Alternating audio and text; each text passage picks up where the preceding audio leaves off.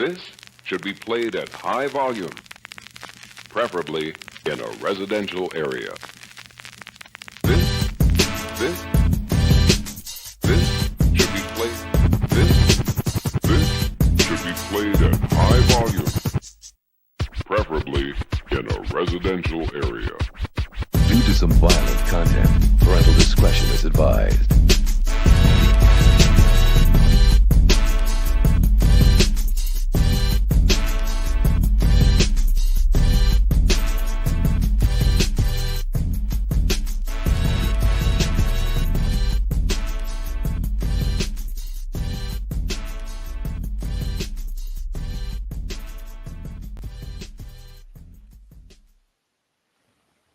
Shalom, Salama, Siemi, Shalom to you always, family abroad. It's your man Yashar Rawls, aka RedLetter Rap. And you know my wife Yaza Red is with us as well. Shalom, family. No doubt, no doubt. So might be having some technical things. All right, that's good. That's good. I had to make sure I tapped on the microphone right quick because I end up using a little cleaner thing to clean my PC on up a little bit, and so it reset everything. So it messed with the whole browser and all that good stuff. But other than that, I got a quick little announcement for y'all. So tomorrow, 1:00 Eastern, we're going to have our brother Atreya Arquest right back here with us tomorrow. All right, tomorrow at 1:00 p.m. Eastern time, 4:00 Cali time. All right, so. Real quick, shalom to you always, Bethia Yah. Shalom to you always, Linda Bias. Good to see y'all. Good to see y'all. What message I said? Linda Bias. All right. And then shalom to you always, Aki Jason Camphor. Shalom to you always, Auntie Sarah Pumpkin, you know, aka Jerry, you know what I'm saying? You know, love you, sis. Love you, Auntie. You know what I'm saying? And everybody else is tuning in with us right now. Definitely, whether you're on the way on in or you're watching from Facebook or whatever. It says we got 5 people chilling with us at the moment. So it'll be all to the good. Some people are on their way, and some people just catch up with us here in a little bit. But while we're discussing some things right quick, I want to go ahead and pull the PDF up in the back and go ahead and get us set up and going. Let's see here. It's been a very, very hard to explain type of week. I mean, I worked my butt off this week. For those of y'all that do know, I do concrete, brick, block, and stone work. And so a lot of crawling concrete this week, and that's all besides the point. So your eye is like, I'm tight. Crawling, I'm telling you, when you finishing troweling and stuff like that, it's hard work on your body. I can't wait to get home to our people and, you know, do this kind of work at home. So, and speaking of which, real quick, I was telling Yazaret, you know, a little dream I had last night, what I woke up from. I actually had a dream that, like, we was home. And ironically enough, you know, it was kind of like, it's strange. It was like a resort type setup. And, like there was some snow there, but then the snow went away, melted away, and then as the snow melted away, and some people was kind of like pushing, you know, the snow, like the slush and whatnot. Then the season quickly changed, and it was like a beach type atmosphere. And so, as the atmosphere changed, oddly enough, Yom. You know, Yom from Behind Came Humble Music, you know what I'm saying? Shout out to him and the other peoples, all of them, you know, Dimitri Pruitt, aka Anu Yahoo, Tawab Parya, Zug, and everybody else, you know what I'm saying? They was all there, and Yom was in a cipher, and he was spitting the song No Worries. So we're gonna play that song later on. We're definitely gonna play that, you know what I'm saying? That song No Worries, he was spitting that, you know what I'm saying? And so if you stick around to the end, all the way to the end, and you start letting the lyrics of that song catch up to what he's saying, then you'll finally get it. You know what I'm saying? So the different atmospheres, like a whole lot of different things that kind of let me know that we was home. And what's messed up It's messed up, yet it kind of fit in. It's like there was like this castle type thing that was like once like a prison type setup, but brothers was playing basketball there. And it's strange, it's messed up. Like so this is all in my dream, right? And so it once was a prison, but now they was playing basketball there. And so from the song that Yarm was spitting and all the sunshine and the sandy beach and everything, what it came to pass in my dream. And I said something to Yaz. I was like, babe, you know what I'm saying? We home. We finally home.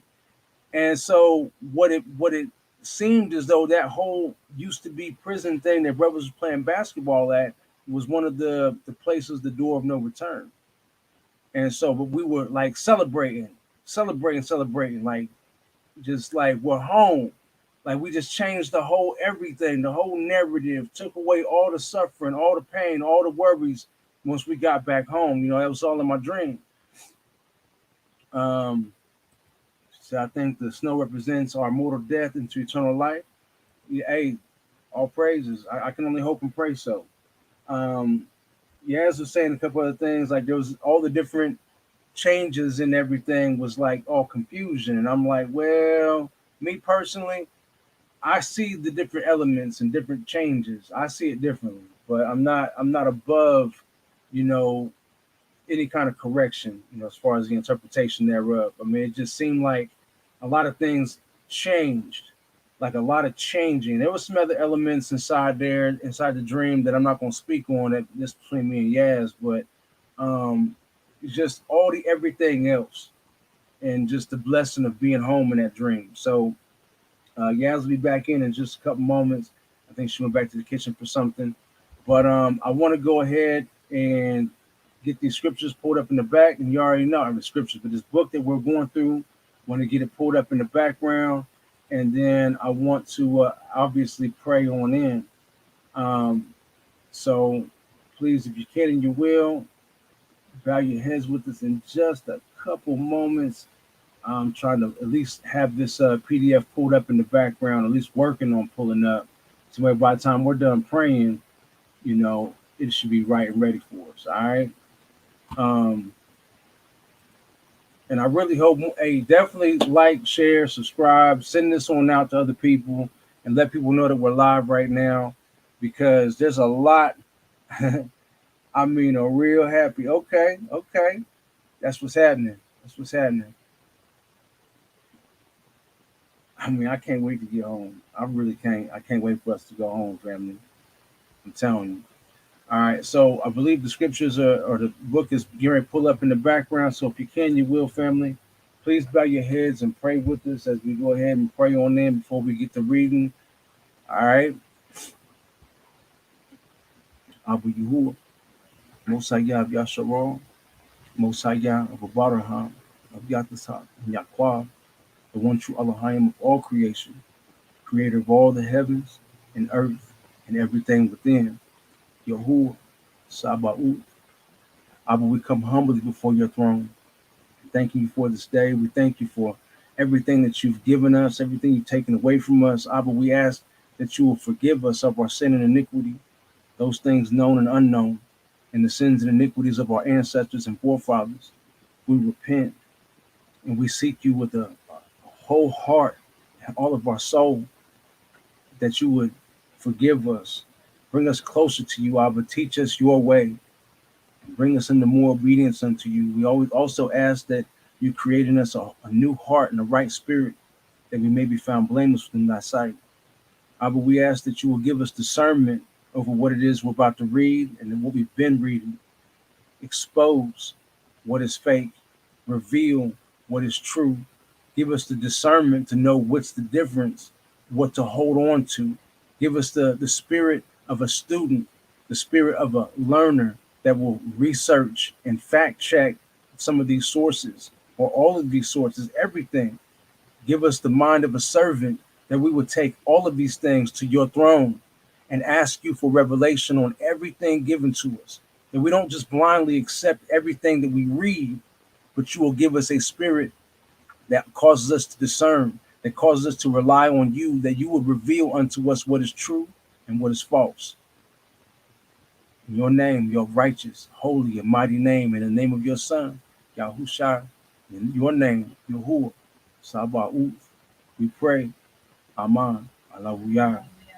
I just wanted to say because you said my interpretation of the dream, so I Mhm. wanted to make sure that my interpretation was spoken about, but I could speak on why. Sure. So the whole thing with the snow, I said for me, it represented it could represent the change of seasons, and like you did tell people there were elements in the dream that you did not share and you're not going to share, and so that was part of the confusion because what you did share was you believing that it was home, but there were some things in that dream that brought confusion with emotion and that lacked peace, and actually just certain things that were not the fruits of the Most High. Right. So and we can't share those details of that, but that's why it wasn't, you know, and then we're back home, so we're in Africa and it's snowing. So there's a season for everything, right?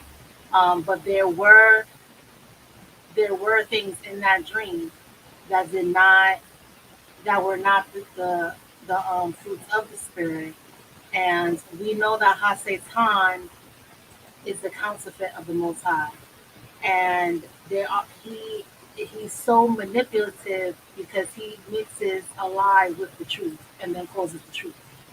And Facts. so that is why I hold that position to where I definitely think that the Most High allowed the dream to happen. But I definitely think that there is more about the dream than, oh, we're just home and you know, this is our past. We're no longer in jail and in bondage and amongst cages. And, I believe there's more to it. Yeah.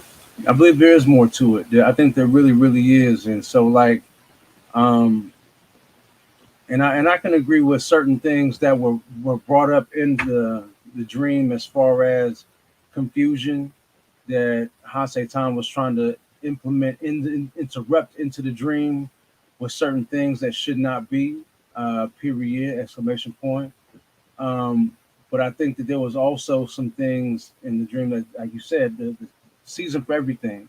And so, for those of y'all that do know, um, Jerusalem is up in the mountains.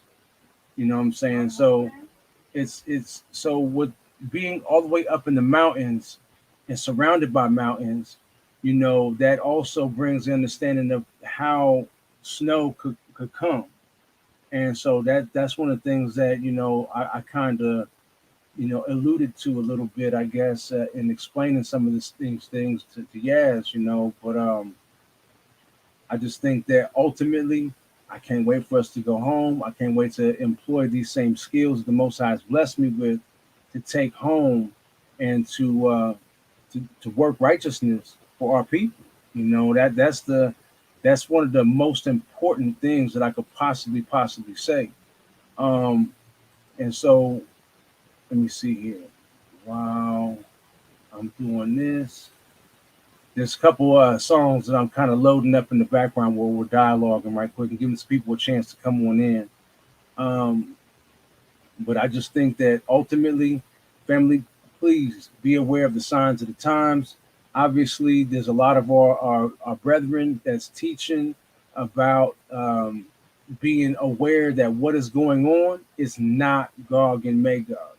All right, and I'm in agreement with that. All of our brothers and sisters out here that's teaching to be watchful and know that what is going on is not the war of Gog and Magog. That has not happened yet. It's not gonna happen yet. Not until we go home. Not until we get home. All right, that's when that's going to end up popping off. So all of our righteous brothers and sisters out here that are teaching righteously and warning y'all that do not be fooled. Do not be fooled by any stretch of any imagination that what's going on is not what they're trying to line it up to being. And so please be aware of the signs of the times. All right, so there's one more song I think I want to load up in here that I'm trying to get to. Um, I might have to pull it up a little later. which is fine.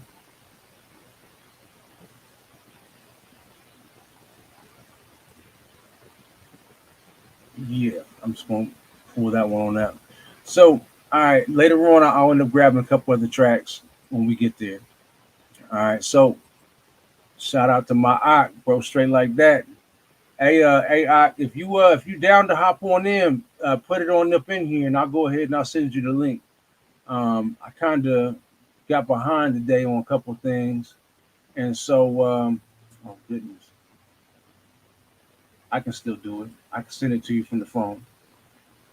Let's go ahead and do that. Um, Let me see here. Uncle Don P. Yehuda, always good to see you out. All right. Hey, welcome. Welcome. Hey, yeah, welcome back. Tanika, led by Abba Yahuwah. Shabbat Shalom. Actually, Shalom. Tomorrow is the actual Shabbat. You know, if you follow the lunar solar calendar and the signs of the sun, moon, and the stars, yeah, by all means, if you haven't yet already, please take a second to hit that like button on the way on in, family, or definitely like, share, subscribe, send it on out there because we got some things to get into with this book. All right, so why is this not pull up in the back yet? What next? And we get into chapter 7 today. All right, and this book is something that we're going to get into before we get into the next book. And the next book that we get into, most high willing, as a matter of fact, I don't even know if people are ready to see that one live. I think the best thing I could possibly do for y'all is just share the link to you. And that way, as a matter of fact, I will do that. For all y'all that are right here, right now, or watching early and things that that hasn't clicked off just yet, I'm gonna go ahead and put in here the Google Drive link for a book that I want to go through, but I don't think people are really ready for it. I really don't. And the reason why is because there's so much indoctrination and such a lack of history, such a lack of historical research that we've been indoctrinated by so much Eurocentricity of the Second Testament. And so the discernment on certain things, I don't I don't think people are really ready for it. If I was to read it live, it would definitely ruffle a lot of feathers, a lot of feathers. So what I'm just going to do, I'm getting ready to put the link in the chat, and let's go like this. Anybody with the link? Copy link. All right. So um, the name of the book is called Caesar's Messiah, and it was one of the books that was um, right here. Huh? Hold on, let me just write the thing.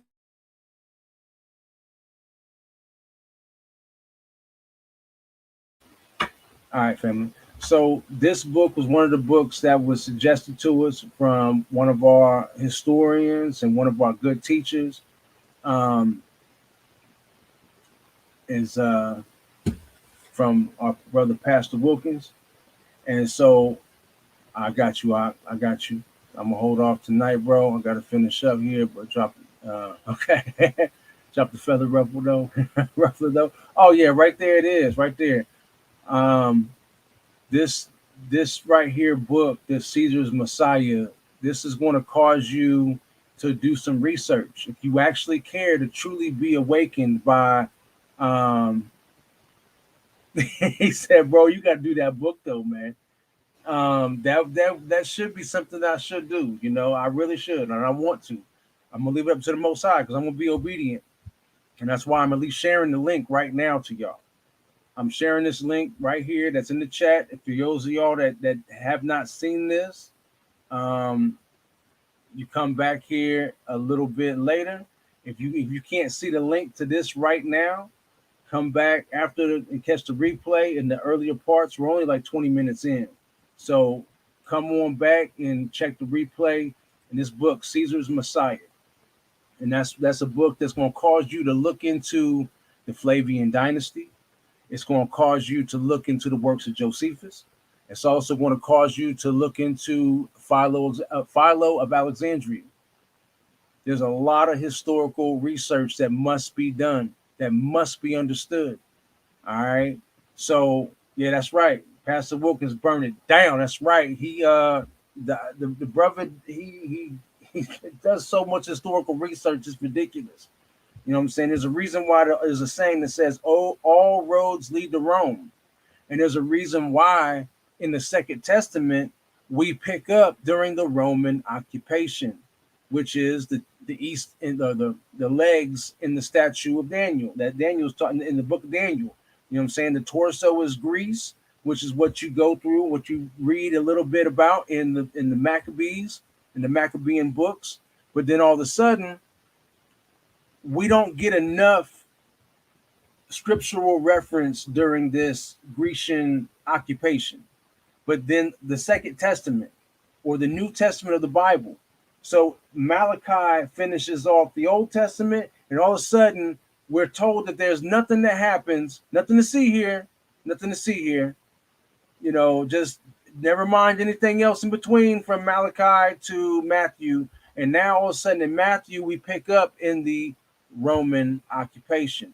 Why do you think we're getting all this language about Roman centurions and things like that? So we pick up with the Roman occupation. East and West Rome is now in rule in the Second Testament, all the way through. For the rest of the book, the rest of the Bible is all during the Roman occupation.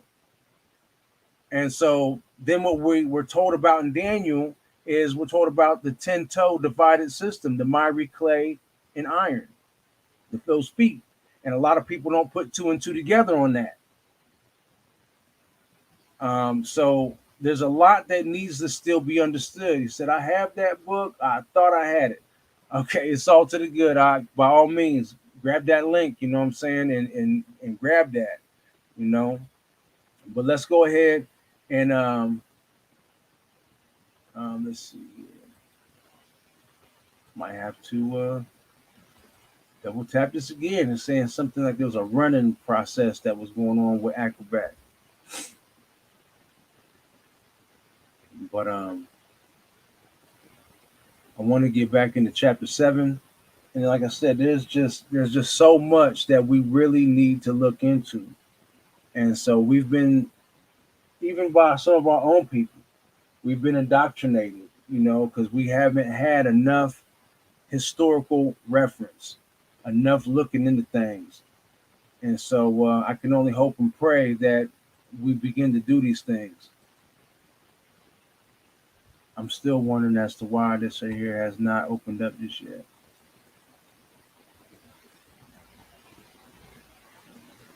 So please forgive me for this technical difficulty right quick. I pray that if you have to step away for a hot second, please come right back in just a couple moments. But I think that we're about to have this down pat in just a moment as well. I don't want to leave nobody behind, but you already know that's what the replay is for, just in case it come down like that.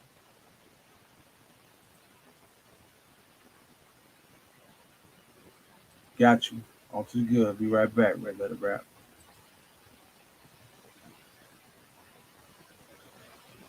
Oh goodness. I might have to run some music or whatever while we waiting on this. This is crazy.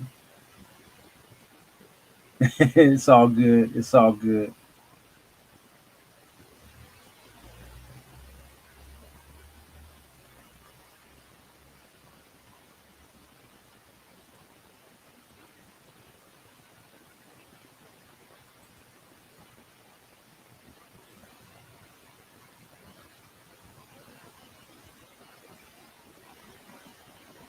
Oh, in fact, matter of fact, I got something for y'all. All praise to the Most High. I found this book, this other Bible, on like discount on Amazon, and right back.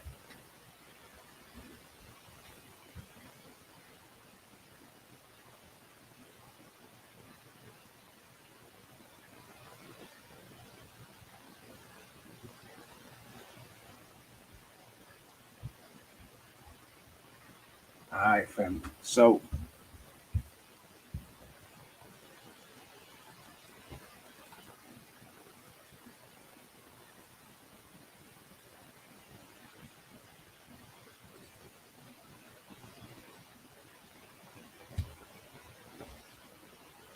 don't know if the camera's gonna kick one or not.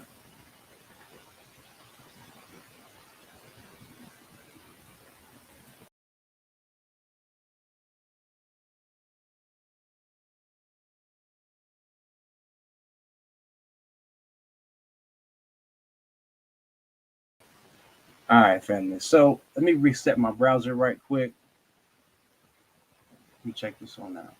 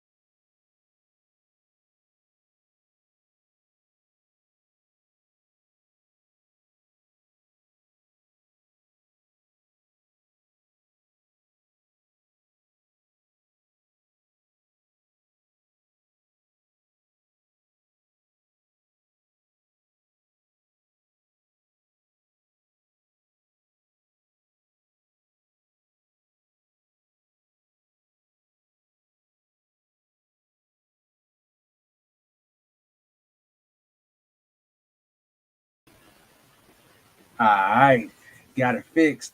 All right, so this right here is what the Most High blessed me with.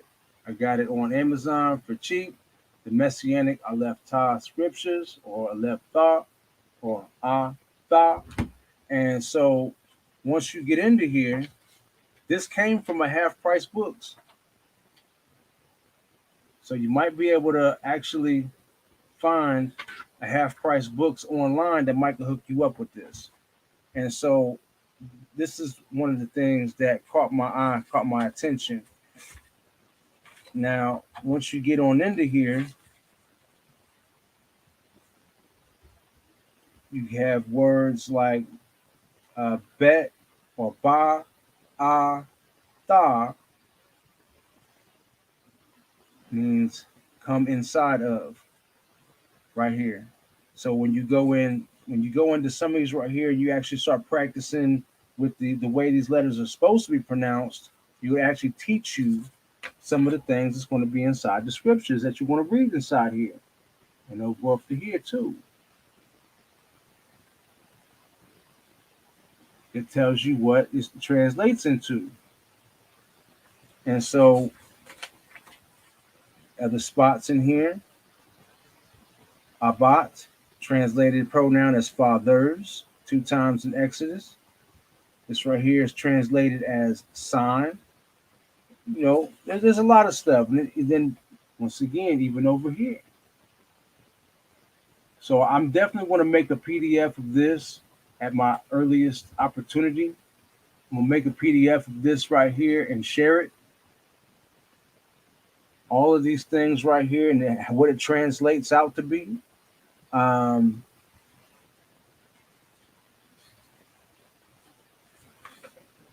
so Most High willing, coming soon.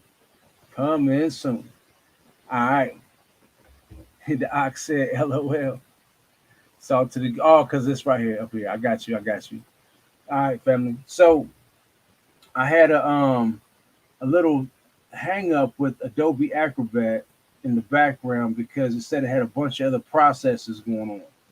So hopefully I got all them processes canceled on out, and we should be able to keep it moving and actually get into the scripts or get into this book.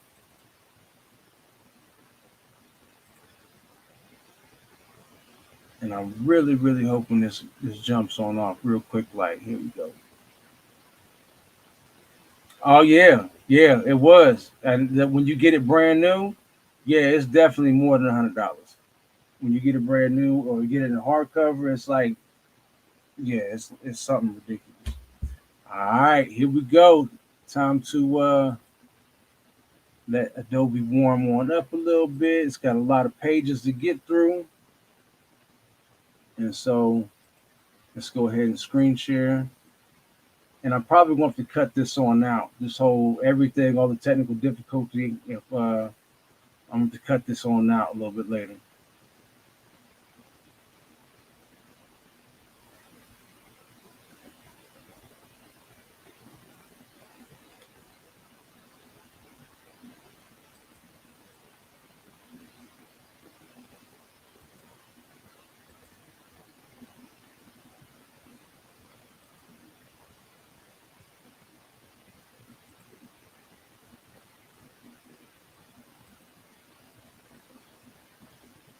Hmm.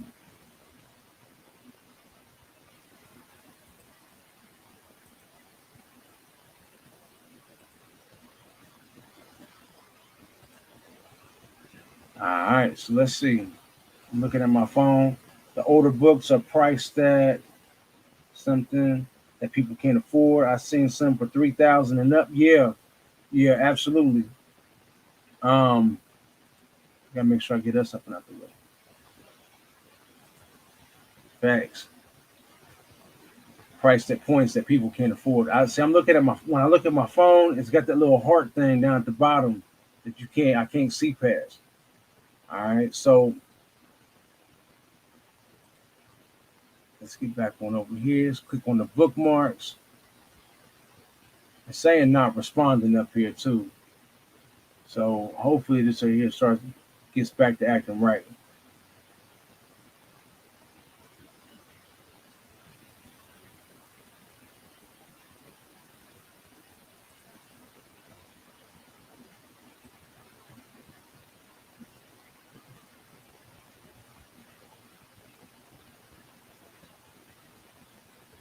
Oh, I will rebuke you, ha Satan. For real, for real. Here we go. All right, so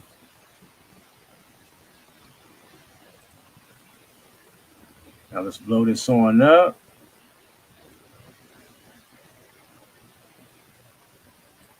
Ooh.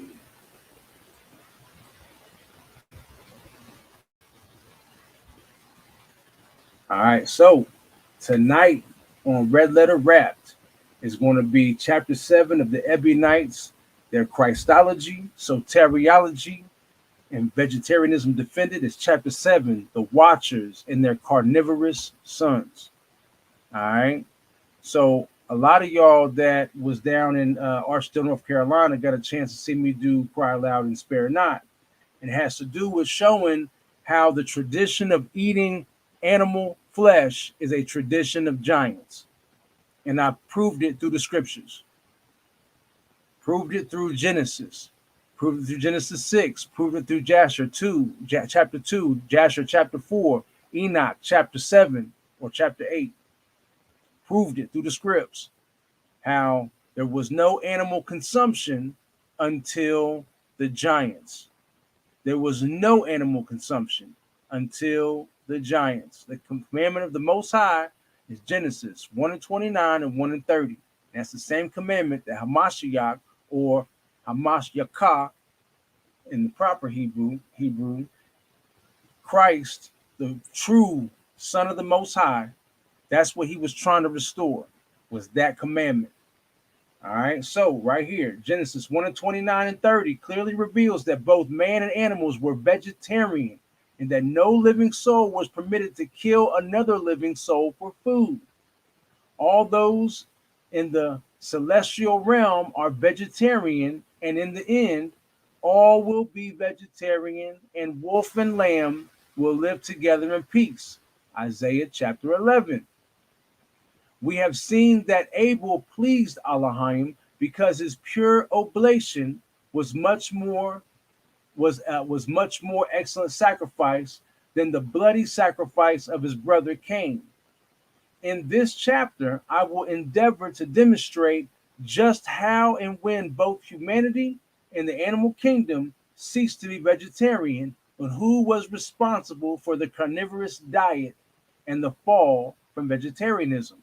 Now, before I continue on, I remind you, family, I did not have this book when I did Cry Loud and Spare Not down in Archdale, North Carolina. I did not know anything about what this man is getting ready to say.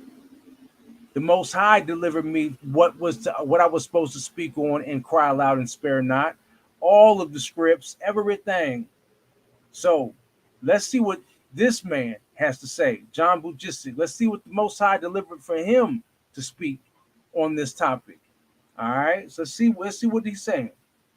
And once again, I always recommend to take all of this information to the throne. Read your word, read the scripts. Start at Genesis 1 and 29. And then remind yourself the Most High does not change. So where did the commandment change? How did it change? The Most High is not schizophrenic. He is not double-minded. In fact, he says a double-minded man is unstable in all of his ways. So why would the Most High be double-minded and saying that I'm going to tell you right now, this is what you're supposed to eat, and I'm going to turn around and say, nah, I didn't mean that. Y'all can go ahead and chase these animals down and kill them after the flood, and after you get off the ark, chase them down, hunt them down, eat them. When I told you back in Genesis 1 and 29, I told y'all back at the beginning, this is what, oh my goodness. Oh my goodness, yeah. They got to see this, baby. Look here, family. Look here. Look. You gotta put in the light. It's not in the light. You gotta put in the light. All right. Y'all got to see this, family. See, this is that Genesis 1 and 29 living. Put it closer. Pasta, That's veggies, lentil. That's the lentil pasta. lentil pasta. So it's no gluten. Right. There's No green tomatoes in here. There's kale and spinach, red onions, mushrooms, shiitake mushrooms, red onions, green onions, garlic, fresh garlic, scallions. That's what the green onions is. Oh, Cilantro, there's basil, jalapenos, basil, all this good red deliciousness. peppers, red Red bell pepper. peppers, Yep, that's right. I mean, this is Genesis and it's 1 and all 29. raw. And it's all All raw, that's except for the lentil pasta. except for the lentil pasta and the mushrooms. Oh, and we put homemade salsa in it. Oh yeah, my son, my third son, Jaden. Shout out to my third son, Jaden. You know, he made up some salsa, some spicy salsa. They put up inside here. This is that Genesis 1 and 29 and 1 and 30 living right here. You don't sacrifice flavor, you're not sacrificing nothing. That's right. Everything is healthy. That's right. Everything is healthy. We know that garlic is an anti-inflammatory. We know onions are anti-inflammatory. We also know that Yes, we did. We did do prayers. yeah. We absolutely prayed on them before we got into this. We know that bitter herbs resets the taste buds, also removes heavy metals from our body, and there's chases evil in out there. parasites. Everything that we're eating is for a purpose. Facts. Eat Down with to the purpose. pasta. Do you think I need to add any more? I should have I seen. don't think so, babe. That look like that is so delicious. I can't. All right, let me pray over this food right quick. Oh man, okay. Good, yeah. Pasta. Mm. I said to try it. I didn't say to see to take a portion to eat. Mm-hmm. Oh Is my that goodness. enough? Oh my I don't need goodness. to. I don't need Nope. to make no. Don't need to add nothing to it, baby. sauce. Yeah, beautiful. All right. She said that's why I Sorry, had to. family. You know, tomorrow is our Shabbat, so Right. I'm in prep while I listen on. Are you good? You good? All right. So let's get back to the book at hand at the moment. So now that I'm done ranting, and y'all see that I'm not just talking this. This is what we live. This is how we live. And it will clean you out. Bitter herbs will clean you, cleanse you. There's a reason why the Most High said to put bitter herbs along with your. Oh yeah, cucumbers is in there too.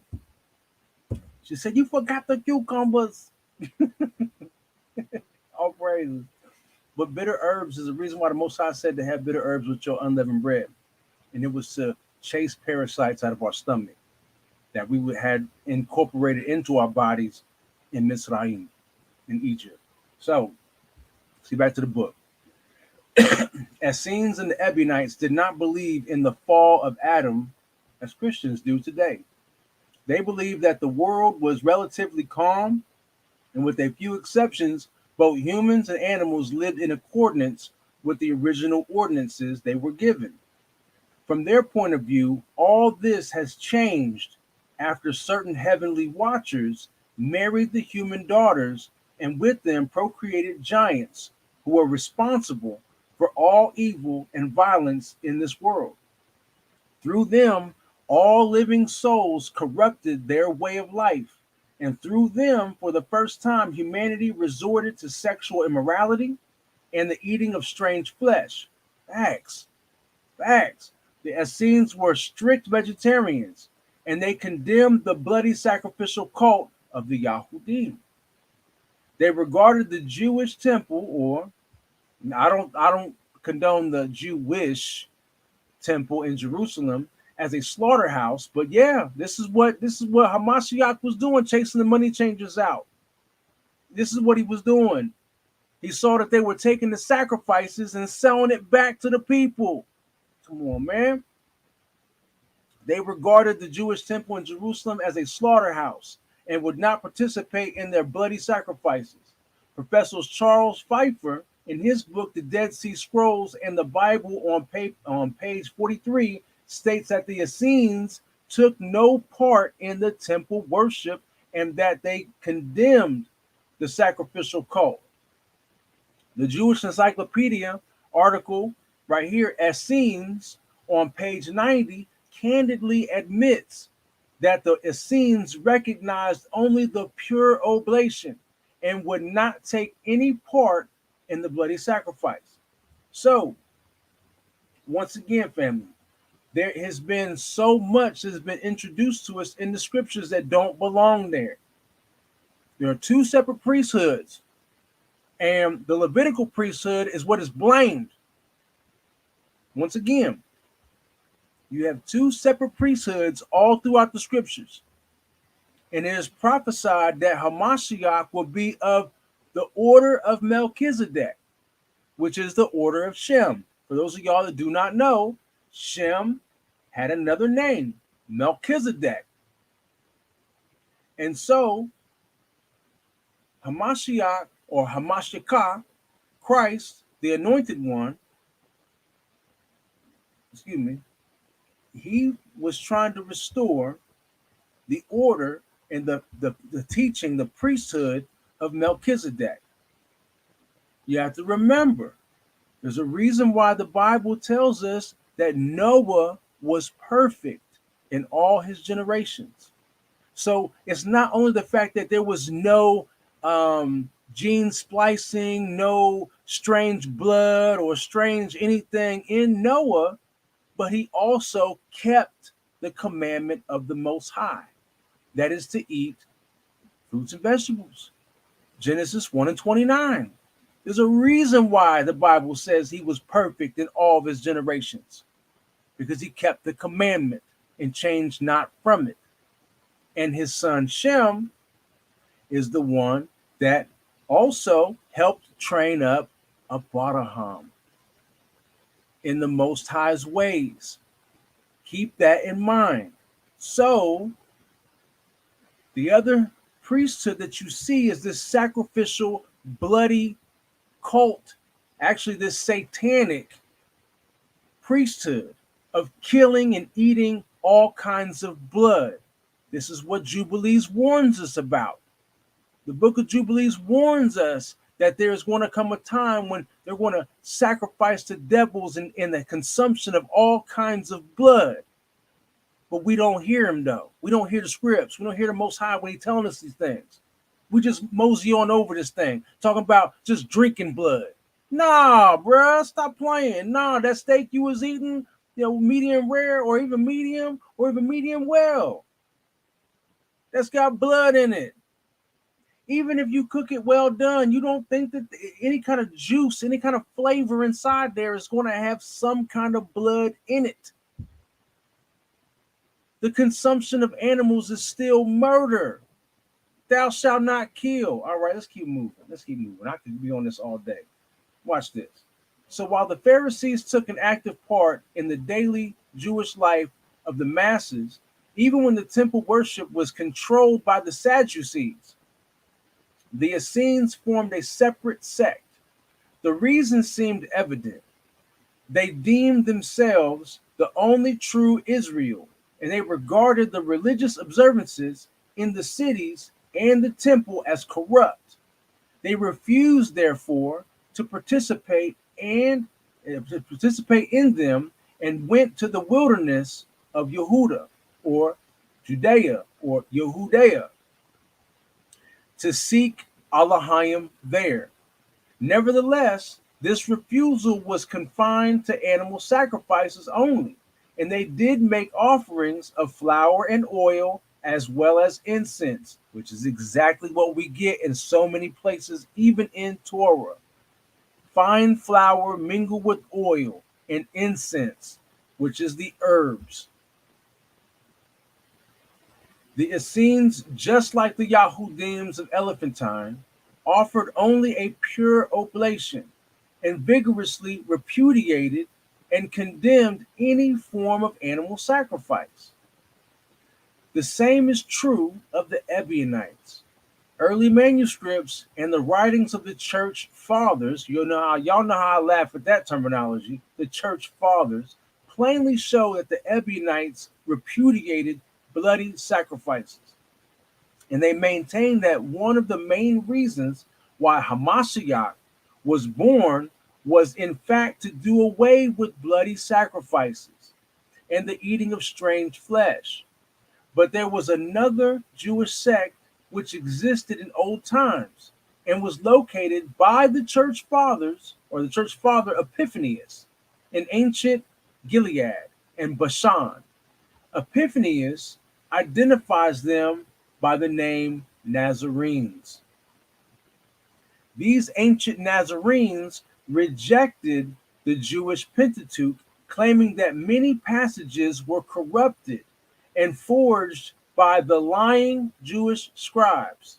The bishop of Salamis, Epiphanius, testified that they claimed to possess the true law. So, what are we getting at? I know I read that kind of quickly. So, hold on just a moment, family, because she's got that phone loud. Hey, babe, can you turn the phone down a little bit in the other room? Oh, that door's open too.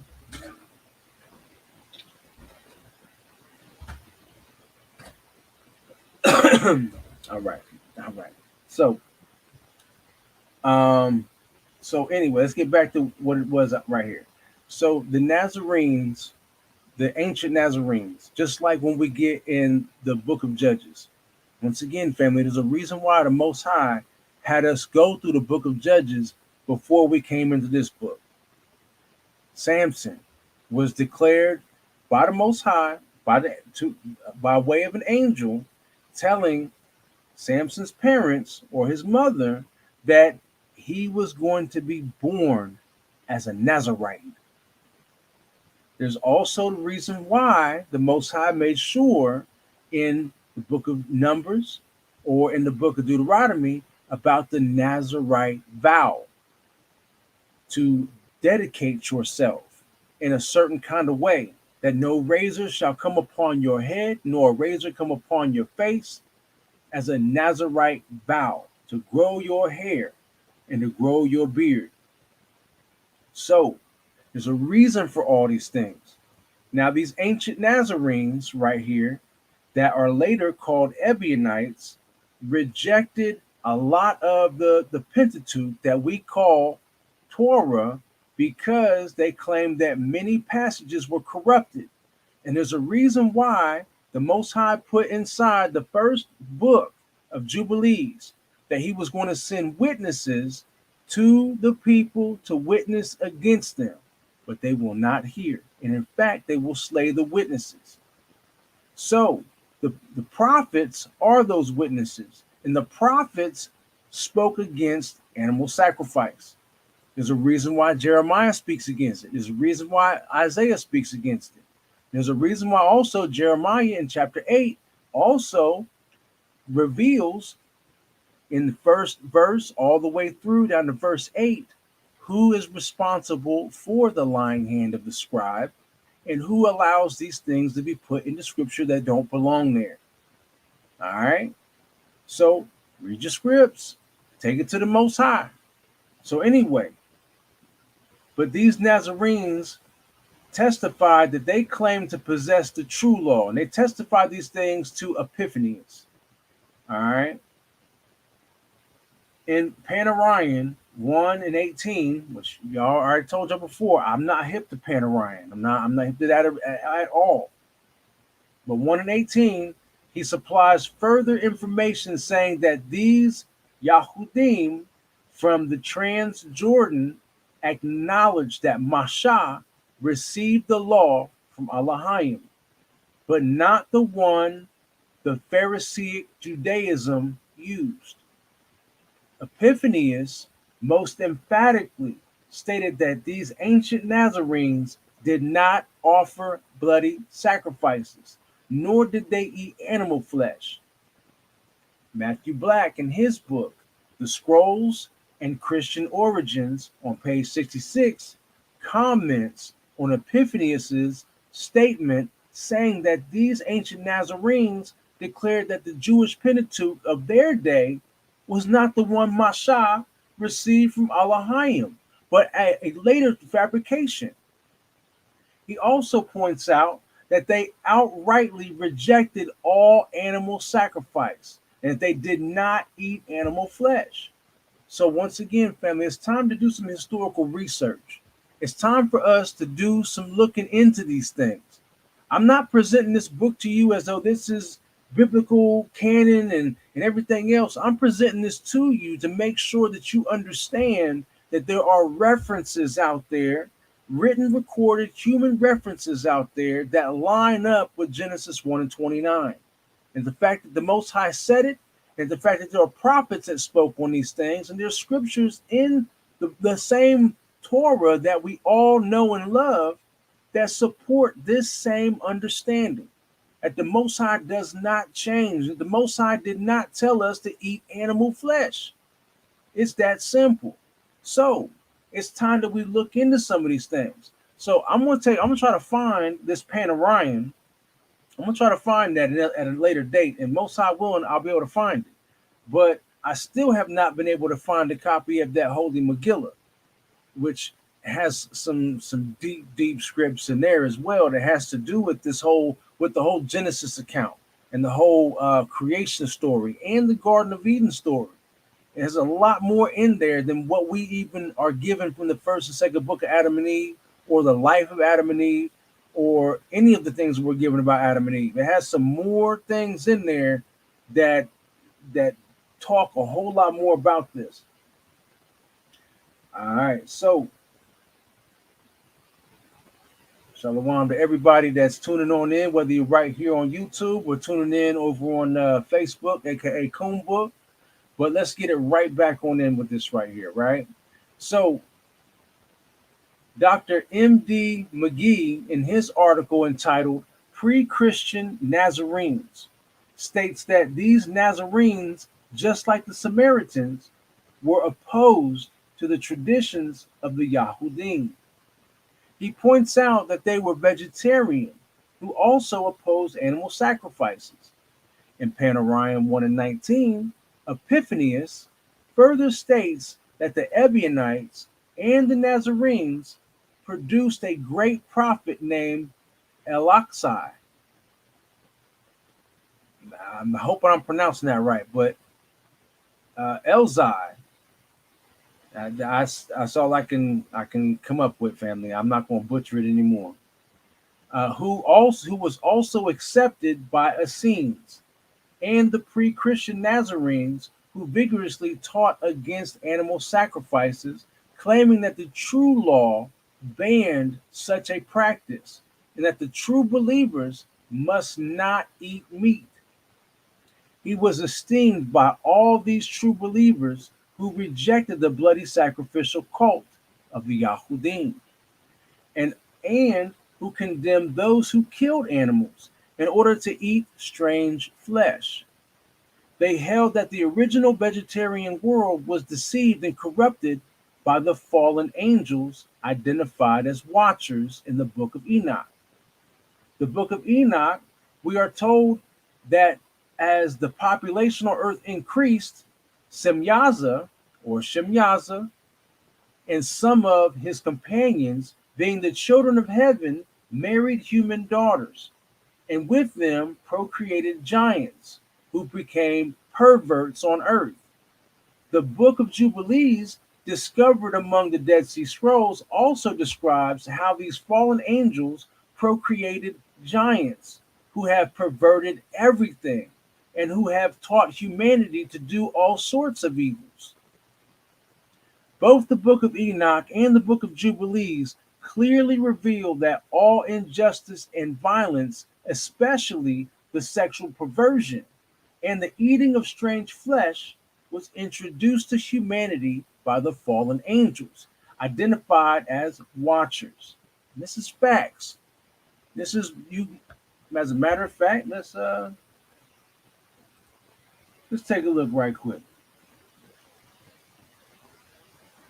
All praise to the Most High. I'm telling y'all what.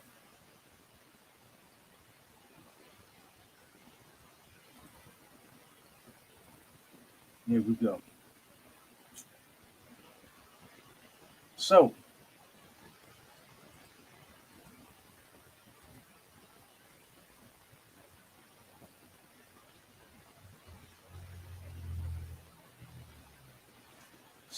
Enoch chapter 7 starts off, it says, it happened. Matter of fact, let's blow this on up even more because there ain't going to be I couldn't see that. It happened after the sons of men had multiplied in those days that daughters were born to them, elegant and beautiful.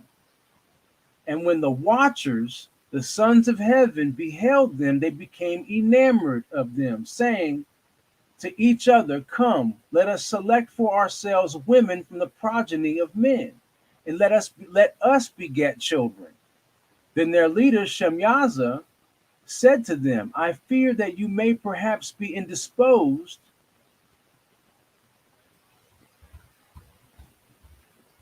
to the performance of this enterprise, and that I alone shall suffer for so grievous a crime. But they answered him and said, we all swear and bind ourselves by mutual execrations, that we will not change our intention, but execute our projected undertaking. Then they swore all together, and all bound themselves by mutual execrations. Their whole number was 200. So 200 of the watchers who descended upon Ardis, or Mount Hermon, which is the top of Mount Hermon right here. That mountain, therefore, was called Carmon, or Hermon, or Harmon, because they had sworn upon it and bound themselves by mutual execrations. These are the names of their chiefs. This is just the chiefs, and I'm not even going to read all these names, but they were the perfect, the chiefs of them. Then they took women, each choosing for himself, whom they began to approach, and with whom they cohabited, teaching them sorcery, incantations, and the dividing of roots and trees. The women conceiving brought forth Nephilim, and they bore them 3 races first. The great Nephilim, then the Nephilim brought forth the Nephilim, and the Nephilim brought forth the Eliud, and they existed, increasing in power according to their greatness, whose stature was each 300 cubits.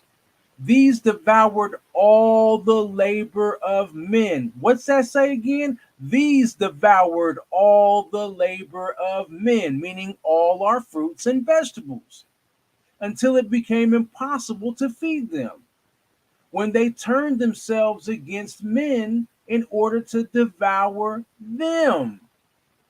So then they started eating us and began to injure birds, beasts, reptiles, and fish, to eat one another's flesh and to drink their blood. Then the earth reproved the unrighteousness.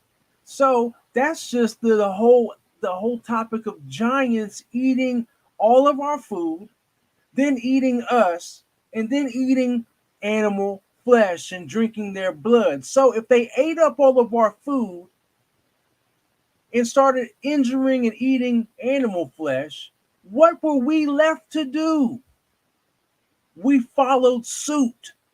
We followed after the tradition of giants and started eating animal flesh. That's what happened. And it's right there in the scripts, but nobody wants to pay attention. Nobody wants to discern what it is they're reading. Moreover, Azazel taught men to make swords, knives, shields, breastplates, the fabrication of mirrors, and the workmanship of bracelets and ornaments, the use of paint, the beautifying of eyebrows, stones of every valuable and select kind, and all sorts of dyes, so that the world became altered. Impiety increased, fornication multiplied, and they transgressed and corrupted all their ways. Amazarach taught all the sorcerers and dividers of roots. So this guy is the one, or this fallen angel, this watcher right here, taught men how to become sorcerers and taught them divination.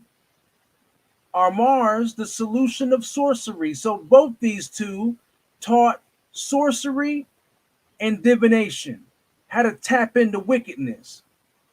Barachiel, the observer of the stars. Akibael, signs. Tamael taught astronomy. Azardael taught the motion of the moon. And men being destroyed cried out, and their voice reached to heaven. Once you get into here, Mikael, Gabriel, Raphael, Suriel, and Uriel looked down, and they went to the Most High and asked what to do about this thing. And the Holy One of Heaven, ended up telling them, the Most High told them that this is what they're gonna do. That they're going to go down and cut down all the trees, and that they're going to pronounce the sentence upon the watchers. They're going to inform Enoch to tell them what their sentence is going to be, and also sent him down to make sure it was known that the giants were going to kill themselves off by civil war. In Greek mythology, this is called the Clash of the Titans. So there's so much. So now we pick up right back in the book that we're reading. All right. Daniel 4:13 confirms that there are angels called by this name, watchers. Though the corrupt teachers of the teaching of the watchers and through brutality of their bastard sons, who are identified as giants, Nephilim, the earth was full of injustice and violence. All flesh corrupted and altered their way of life and began to shed blood and to eat the strange flesh. These giants were beings of great and enormous stature. The people of the earth could not produce enough food in their fields to feed these ever hungry bastards. And so they began to eat animals and humans in order to satisfy their enormous appetite. And I just said that. I just showed you in the scriptures of Enoch. The Bible itself shows that these giants could have indeed been very tall and of enormous strength. In Amos, we read that the Amorites were of enormous stature and strength. They were tall as cedars and strong as oaks. This is 2:9 from Amos. Cedars are trees which grow to 40 meters in height. Some species even higher. An oak tree is indeed a strong and powerful and an enormous tree. The sons of Anak were also of gigantic stature, and the spies who spied the land of Canaan confirmed this. The land, though which we have gone to spy it out, is a land that eats up the inhabitants of it, and all the people who we saw in it are men of great stature. There we saw the Nephilim, the sons of Anak, who come of the Nephilim, and we were in our own sight as grasshoppers, and so we were in their sight as grasshoppers, just tiny things as compared to them. Revelation 10:1-2 shows that one powerful angel stood with his right foot on the sea and with his left on the land. Only a being of gigantic stature could do this. Soviet cosmonauts aboard space station Salyut 7 reported seeing 7 angels hovering outside the portholes of their craft. I don't know nothing about this. I would say look into it. These angels were of gigantic stature. The report is recorded in the Reader's Digest Almanac of the Uncanny on page 432. I'm going to give y'all a couple moments to write that down. The report is recorded in the Reader's Digest Almanac of the Uncanny on page 432.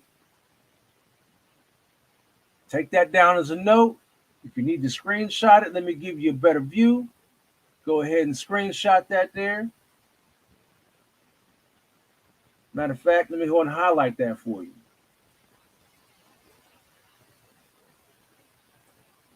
There you go.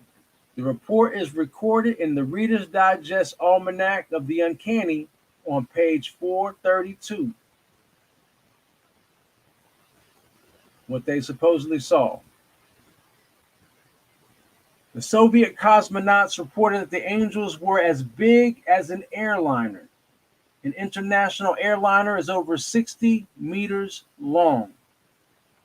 The book of Enoch, therefore, is not wrong when it says that the bastard giants were about 300 cubits tall. Before I go into the Bible in order to show that the story in the book of Enoch is genuine and true, and that the watchers who fell procreated the gigantic offspring who caused humanity to fall from vegetarianism, it is essential to present some excerpts from the Clementine homilies, where Apostle Peter clearly shows that Adam was not responsible for the sin in this world, but rather the fallen angels and their bastard sons. These are heavy implications right here. Heavy, heavy, heavy, because Eurocentric Christianity says that, and even some of the scripts inside of the Sefer, tells us that the common repeating thing is that, Adam brought all the sin into the world. And that a lot of the prophets, when they ask these questions, like Baruch and Ezra, ask certain questions, and eventually, it was given to them that is all because of the sin that Adam brought into the world. And the response was, Adam or Adam, what have you done? So this is heavy implications right here, saying that Peter says differently, and that Peter got this information from Hamashiach or Hamashikah. So, but thus the matter stands. The only good Elohim, having made all things well, and having handed them over to man, who was made after his image.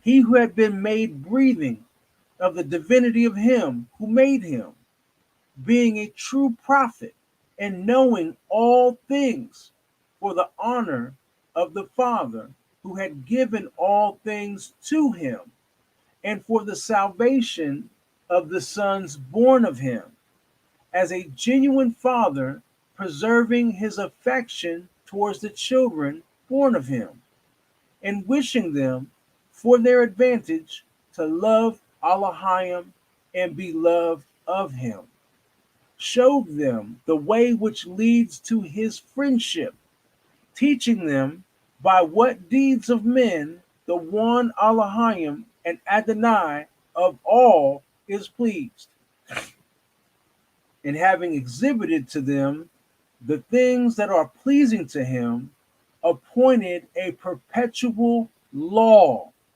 to all, which neither can be abrogated by enemies, nor is vitiated by any impious one, nor is concealed in any place.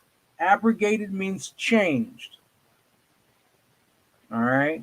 Vitiated, that's another one. So let's see here. Definition of vitiated. Vitiate. Past tense, vitiated. Past participle, vitiated. Spoil or impair the quality or efficiency of. That's first definition. Once again, to vitiate is to spoil or impair the quality or efficiency of. Definition number 2, destroy or impair the legal validity of. So let's put this right here into a contemporary understanding that the Most High gave Adam the breath and appointed that gave Adam the breath and made Adam a true prophet, that the breath and the word and understanding of the Most High dwelled in him.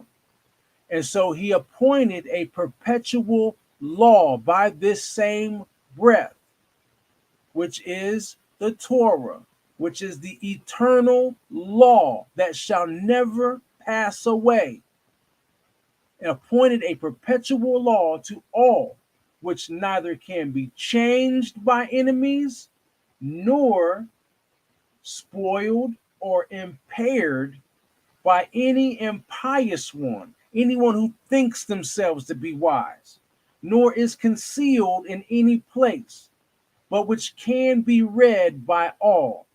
Not just read, but understood is what I'm going to add to that. To them, therefore, by obedience to the law, all things were in abundance, the fairness of fruits, fullness of years, freedom from grief and from disease, bestowed upon them without fear, with all salubrity of the air, the ante-Nicene fathers. Well, so what is salubrity? Let's look at that one. Definition of salubrity. Okay, favorable or favorable to or promoting health or well-being, a salubrious climate or salubrious as a noun. Let's see here. Webster's Dictionary says wholesome applies to what benefits, builds up, or sustains physically, mentally, or spiritually. Salubrious applies chiefly to the helpful effect or of climate or air. So you have all these different understandings that salubrious or salubrity is for your health, what promotes health. Remember what we read in Second Baruch, that the law of the Most High is the secret to the extension of your calendar. So, the law of the Most High is the secret to the extension of your calendar. Therefore, by eating fruits and vegetables, you're not consuming worms and parasites who will later give you cancer or later cause you mental illness or sickness or disease or dis-ease, inflammation, mucus, and all of its varieties. So, this is what we're given here to understand. And this is some of the things that just go right past us. I want y'all to please share this. That's right. Thank you. Thank you. Thank you. Thank you, Sister Rachel S., for putting down inside here the definitions for these. And you also got some other things that Sister Rachel's putting up in here as well that's on point. Shalom to you, Akoti Didi. This deep and it's hard to take on, but who knows the depth of the lies we have been taught? Facts. Facts. Facts. That's why I'm trying to read these things slow. And by all means, like I said, take all this information to the throne of the Most High. Take it to the throne. This is what you're supposed to do. Only a man of the Most High is going to tell you to do so. I'm not telling you to take everything that we're reading here as this is what's concrete. Research it. Fact check what this guy is saying, because he's providing all of his sources. And I'm pretty sure there's more sources out there that can fact check even what he's been fact checking. You know what I'm saying? Don't let fake fact checkers tell you what is real and what's fake. We need to study to show ourselves approved, and we need to study to show the Most High that we care. We need to look into what the Most High told us to do and be obedient to it, and stop being fooled and deceived, because we have been. We've been fooled and deceived for so long. I saw in the visions of my head upon my bed, and behold, a watcher and a holy one came down from heaven. Daniel chapter 4 and 13. Thank you for putting that up in there, because this is what we get. Yet destroyed I the emerald before them, whose height was like the height of the cedars, and he was strong as the oaks. Yet I destroyed his fruit from above, and his roots from beneath. Amos 2 and 9. So obviously, what's being told to us and the sources thus far have been accurate and correct. And I saw another mighty angel come down from heaven, clothed with a cloud, and a rainbow was upon his head. And his face was as it were the sun, and his feet as pillars of fire. That's Revelation 10 and 1.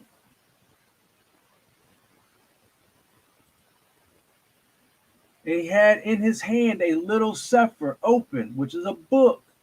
And he set his right foot upon the sea, and his left foot on the earth. Revelation 10 and 2. Ox says, outside of the extra biblical text, the Sefer is just the KJV with modern Hebrew names and words. Facts. Absolutely, right there. So, vitiated, past participle. Vitiated is spoil or impair the quality or efficiency of. So, all these things. Thank you, Coach Rachel, for putting these things in the chat to help us all understand. To bring a little definition. So it's not just me reading a definition and telling y'all this is what you need to believe. You know, we all must study and look into these things. All right, so let's get back to the book right here. So the fall was instigated by the Watchers and their offspring. Peter explains in Clementine homilies. I might have to do one of these things for. All right, that'll work right there. So, for of the spirits who inhabit the heaven, the angels who dwell in the lowest region have become, in all respects, men.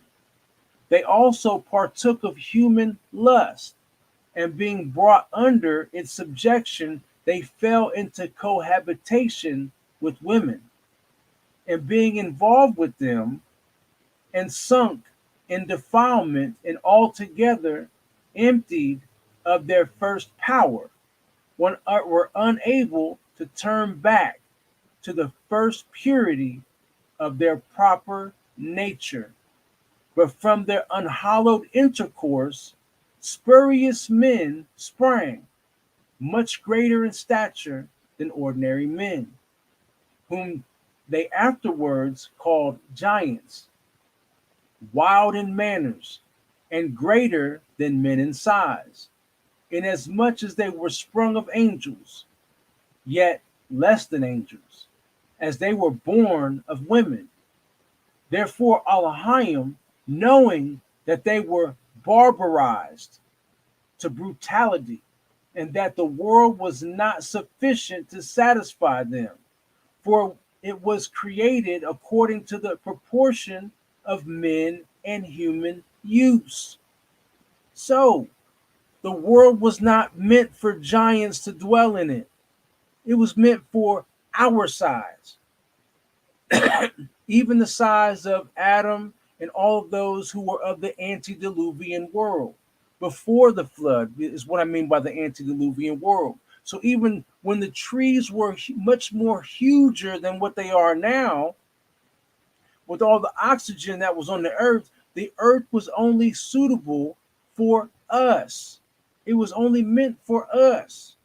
So there's another something that the Most High poked at me just a moment ago and said, my son, remind them of what I told to Abraham in the apocalypse of Abraham. So let's scroll on down a good ways.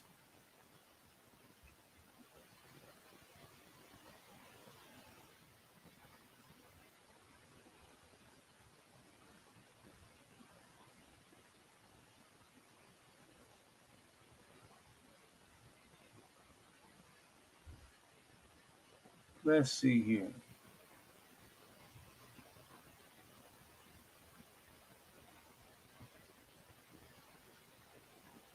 Mm.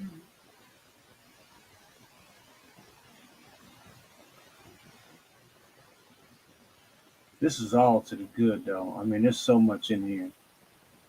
The fall of man and its sequel. Let's check this one out for a second.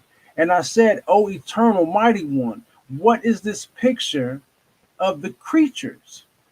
And he said to me, "This is my will with regard to those who exist in the divine world council. And it seemed well pleasing before my sight. And then afterwards I gave commandment to them through my word. And it came to pass, whatever I had determined to be was already planned beforehand in this picture. And it stood before me ere it was created," meaning before it was created, "as thou hast seen." So let's continue on. Oh, there's just so much there. I want to get to what the most. Oh, yeah. Here we go.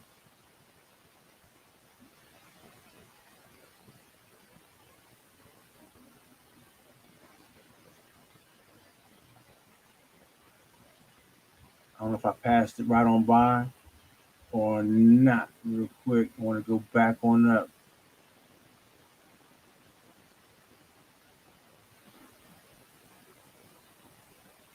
Okay, no, that's a different one. That does bring about talking about Azazel right there, but what vision of judgment and salvation? How long?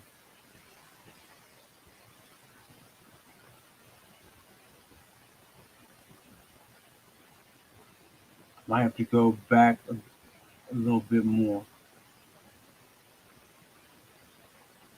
The punishment of the heathen and gathering of Yasharal. All right, so yeah, it is back up higher.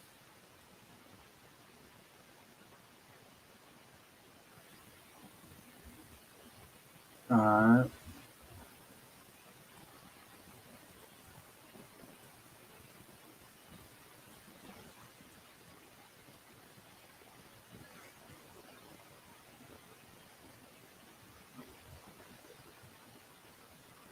Right here.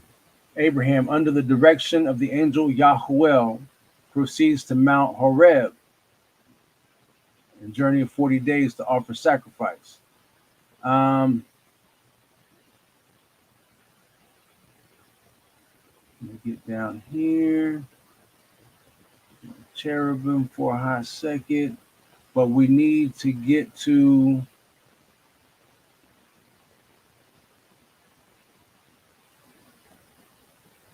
you can cheer and come. We're almost there. Abraham, okay, right here. So, and I did everything according, this right here. Abraham accomplishes the sacrifice under the guidance of the angel and refuses to be diverted from his purpose by Azazel. So let's read this. And I did everything according to the commandment of the angel. Blow this up for y'all a little bit more. And gave the angels who had came with us or come to us the divided animals, but the angel took the birds. And I waited for the evening sacrifice. And there flew an unclean bird down upon the carcasses. And I drove it away. And the unclean bird spake to me and said, "What dost thou, Abraham, upon the holy heights, where no man eateth or drinketh? Neither is there upon them any food of man, but these consume everything with fire, and will burn thee up. Forsake the man who is with thee, and flee. For if thou ascendest to the heights, they will make an end of thee." And it came to pass, when I saw the bird speak, I said to the angel, "What is this, my Adonai?" And he said, "This is ungodliness. This is Azazel." And he said to it, "Disgrace upon thee, Azazel, for Abraham's lot is in heaven, but thine upon the earth, because thou hast chosen and loved this for the dwelling place of thine uncleanness. Therefore the eternal mighty Yahuwah made thee a dweller upon the earth. and through thee every evil spirit of lies, and through thee wrath and trials for the generations of ungodly men. For Elohim the eternal, mighty one, hath not permitted that the bodies of the righteous should be in thy hand, in order that thereby the life of the righteous and the destruction of the unclean may be assured. Here, friend, be gone with shame from me, for it hath not been given to thee to play the tempter in regard to all the righteous. Depart from this man. Thou canst not lead him astray, because he is an enemy to thee, and of those who follow thee, and love what thou willest. For behold, the vesture in which in heaven, this is the key, for behold, the vesture in which in heaven was formerly thine, which was formerly Azazel and his hosts, and it hath been set aside for him, for Abraham, and the mortality which was his hath been transferred to thee. So Yahuwah told Azazel that your place in the heavens, you forsook it. And now it's for Abraham and his people. And the mortality that was his is now yours. The angel said to me, Abraham, and I said, here am I, thy servant. And he said, know from henceforth that the Eternal One hath chosen thee, he whom thou lovest. Be of good courage, and use this authority, so far as I bid thee, against him who slandereth truth. Should I not be able to put him to shame, who hath scattered over the earth the secrets of heaven, and hath rebelled against the mighty one? Say to him, be thou the burning coal of the furnace of the earth. Go, Azazel, into the inaccessible parts of the earth, for thy heritage is to be over those existing with thee, being born with the stars and clouds, with the men whose portion thou art, and who through thine being exist, and thine enmity is justification. So all of this stuff right here, I want to say this in a quick and simple, like I've said before on this right here. Tell Azazel and every wicked spirit that's trying to convince you of foolishness, you are but coals for the furnace of the earth, and I will not join you. Simple and plain. That's what you tell them. The angel Yahuwah later tells him to not even answer Azazel. Like right here, the angel said to me, answer him not, for Elohim hath given him power, literally will, over those who do answer him. So, like I told y'all and showed y'all in the Shepherd of Hamas about the spirit of iniquity, and you know how it works. It works perniciously, which is sneaky, subtle, and gradual. Answer that spirit not. Don't answer that spirit. You need discernment over what is good and what is evil that comes into your head and tries to work itself into your heart and come out of your mouth. So the angel Yahuwah says, answer him not, for Elohim hath given him power, literally willpower, over those who do answer him. Okay, so don't even answer that thing. Now, let's get back to what we're reading. So, right here. Therefore, Elohim, knowing that they were barbarized to brutality, and that the world was not sufficient to satisfy them, for it was created according to the proportion of men and human use, that they might not, through want of food, turn contrary to nature, to the eating of animals the eating of animals, and yet seem to be blameless, as having ventured upon this through necessity. The Almighty Elohim rained manna upon them, suited to their various tastes, and they enjoyed all that they would. So now, also remember, I stop here for a quick little pause. Remember, in Genesis, the Most High told Adam to replenish the earth. Keep that in your memory. Seek the Most High about replenishing the earth. And what does that mean? Ask the Most High to reveal to you, what does that mean? What does replenishing the earth mean? How could we ever possibly think that replenishing the earth is hunting down animals to eat and consume them, when replenishing the earth is to convert the earth, all of it, into a garden, to expand on the Garden of Eden? So therefore, everywhere is sustainable food for us and for our animal counterparts that we are supposed to have dominion over. Therefore, we would know which of these animals were suitable for labor to help us with the plowing thereof, with the reaping and harvesting thereof. All of these things. It is so simple, but we get simple-minded when we think that we're supposed to chase these animals down to put their food, put their flesh between our teeth. So let's pick it right back up.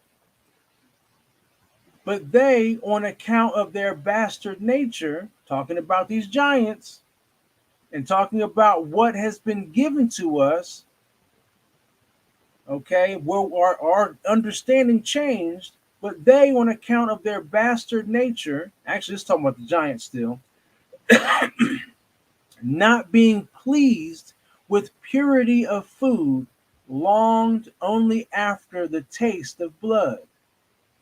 Wherefore they first tasted flesh, and the men who were with them, therefore the first time, were eager to do the like. Thus, although we are born neither good nor bad, we become one or the other. And having formed habits, we are with difficulty drawn from them. I think y'all, this, mm, mm, mm. I gotta highlight this. All right, because this right here is something that needs to be quoted and shared. This needs to go viral. Thus, although we are born neither good nor bad, we become one or the other. And having formed habits, we are with difficulty drawn from them. You are taught and conditioned by those around you what you receive and accept to believe. And you are taught by those around you what are going to be your habits.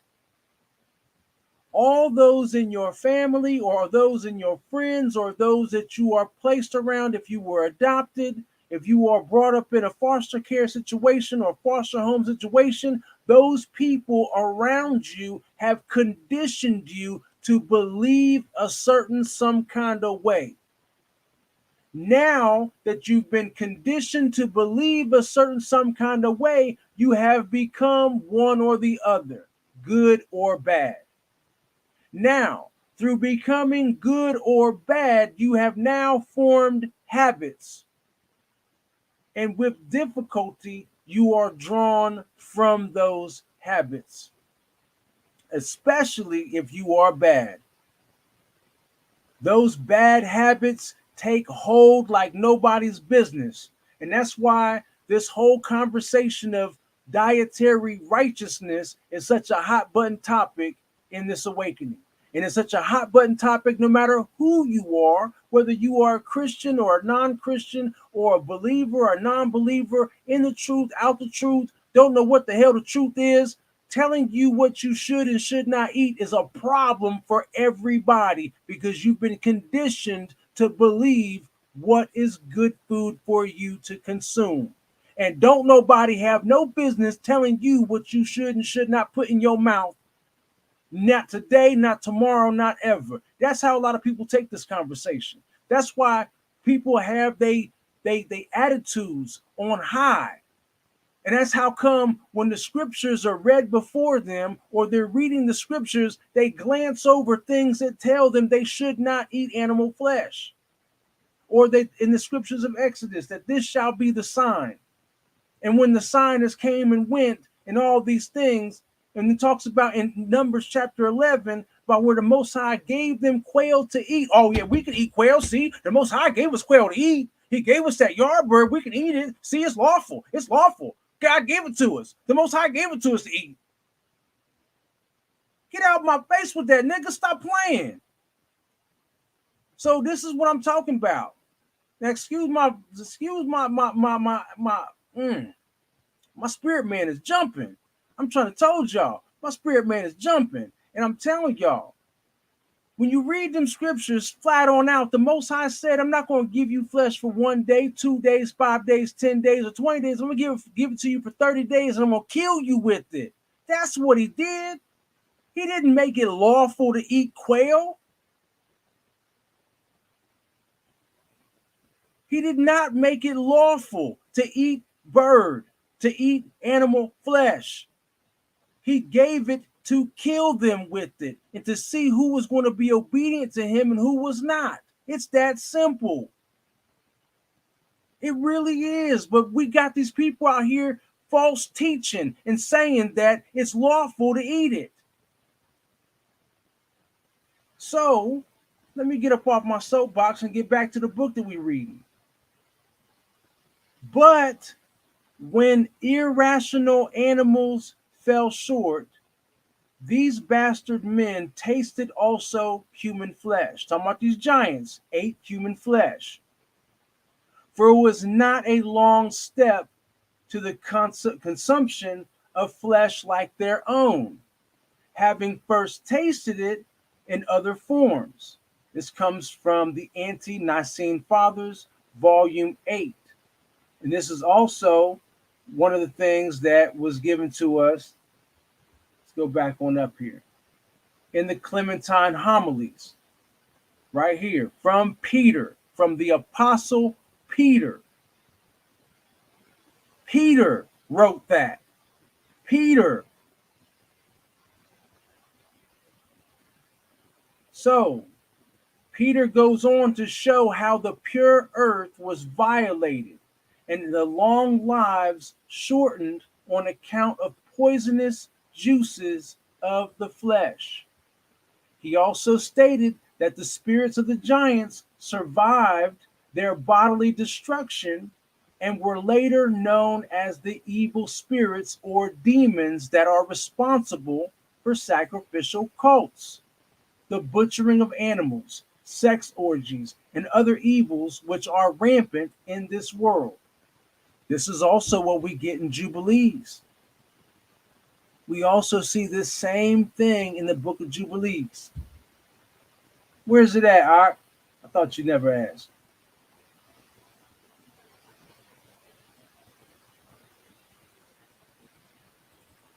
Let me get there.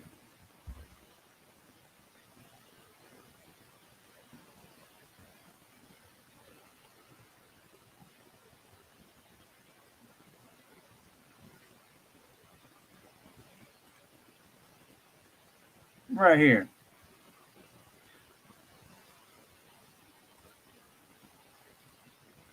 Told y'all, I love y'all more than you'll ever know. More than you'll ever know, more than you'll ever understand. I love y'all.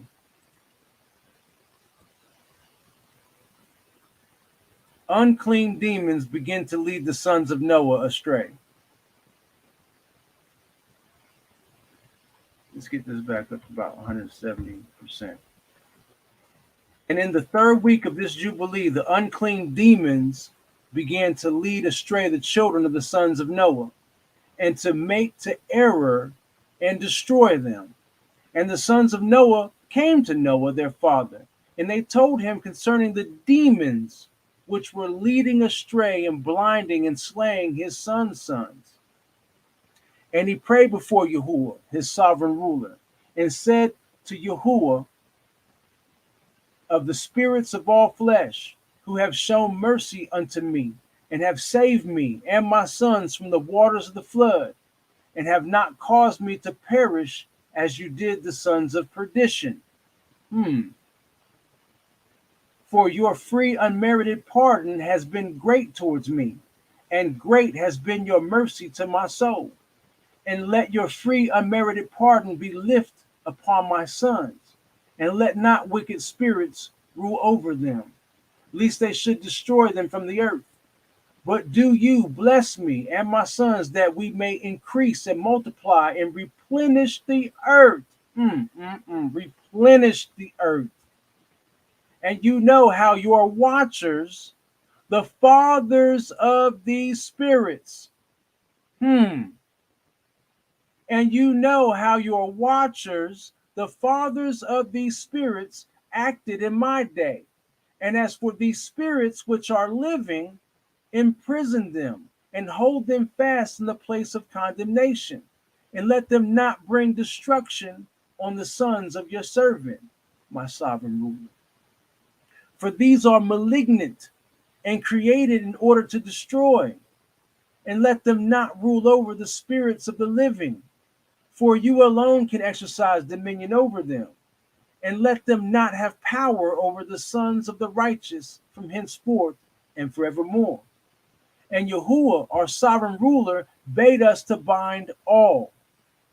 And the chief of the spirits, of those wicked spirits, the chief of the spirits, Mastema, came and said, Yahuwah, Creator, let some of them remain before me, and let them listen to my voice, and do all that I shall say unto them. For if some of them are not left to me, I shall not be able to execute the power of my will on the sons of men. For these are for corruption and leading astray before my judgment. What? He said, these wicked spirits are for corruption and leading astray before his judgment. Because he knows he ain't got but a limited amount of time to mess with humanity on this earth, to take as many souls to hell with him. And he continues, for great is the wickedness of the sons of men. And he said, let the 10th part of them remain before him, and let 9 parts descend into the place of condemnation. And one of us, he commanded that we should teach Noah all their medicines, for he knew that they would not walk in uprightness, nor strive in righteousness. And we did according to all his words. All the malignant, evil ones we bound in the place of condemnation. And a 10th part of them we left, that they might be subject before Satan on earth. And we explained to Noah all the medicines of their diseases. What? Their diseases. These parasites that cause you diseases. These are the wicked spirits that you consume when you eat animal flesh.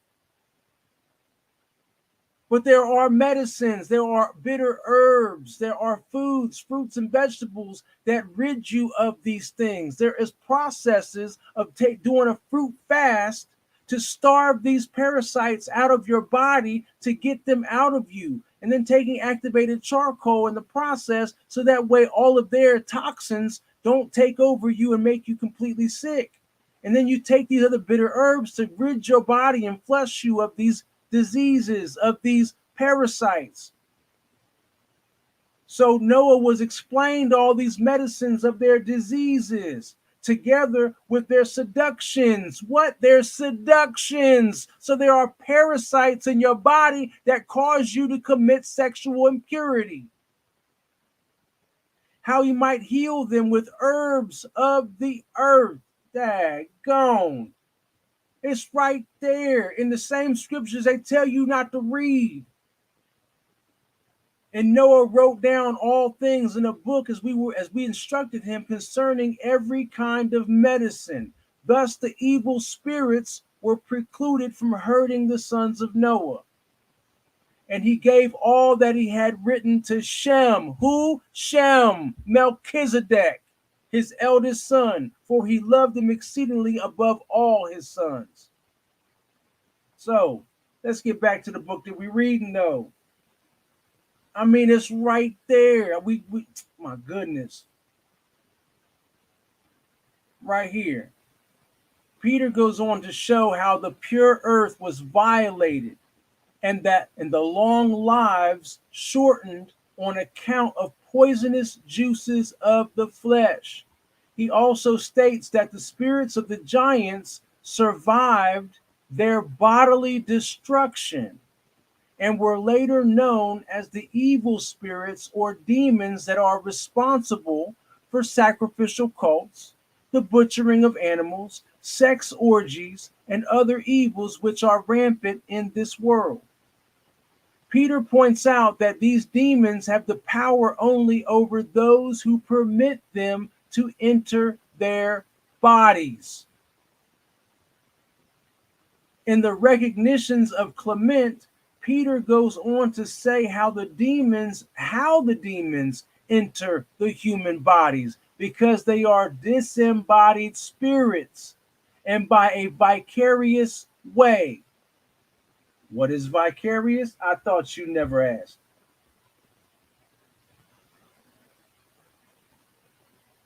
Definition of vicarious. Vicarious, experienced in the imagination through the feelings or actions of another person, acting or done for another. In physiology, it's of or pertaining to the performance by one organ of the functions normally discharged by another. So let me say it again. In physiology, let's start from the top. Vicarious means experienced in the imagination through the feelings or actions of another person. So this definition right here is mental programming. If I constantly say a certain kind of thing to you, I am performing what do they call that? That's called suggestive therapy or suggestive manipulation. It's a verbal form of smoke and mirrors. It's a verbal form of sleight of hand. It is suggestive. It is a mental programming that a person can do through speech or spell casting. So, second definition, acting or done for another. So, by demonstrating what to do, showing you better than I can tell you, that's another form of vicarious or vicariously. Third definition, in physiology, it's of or pertaining to the performance by one organ of the functions normally discharged by another. Now, all y'all grown folks that ain't simple-minded, you know what that means. Now, I'll read it again. Of or pertaining to the performance by one organ of the functions normally discharged by another. So, vicarious. So, Peter points out that these demons have the power only over those who permit them to enter their bodies. In the recognitions of Clement, Peter goes on to say how the demons enter the human bodies, because they are disembodied spirits. That's what the word Elohim actually means, is a disembodied spirit. That's why there is such a difference between Elohim and Elohim. Disembodied spirits. These disembodied spirits need a place to dwell. And this is exactly why we see in the Second Testament, no matter how it got there, regardless of how it got there, there's truth to it. When Hamashiach came upon the man who was cursed with legions, he had parasites all in him. And the legion said, for we are many, there are many parasites that were in this guy. And when cast out of him, the spirits of them said, let us go into the swine.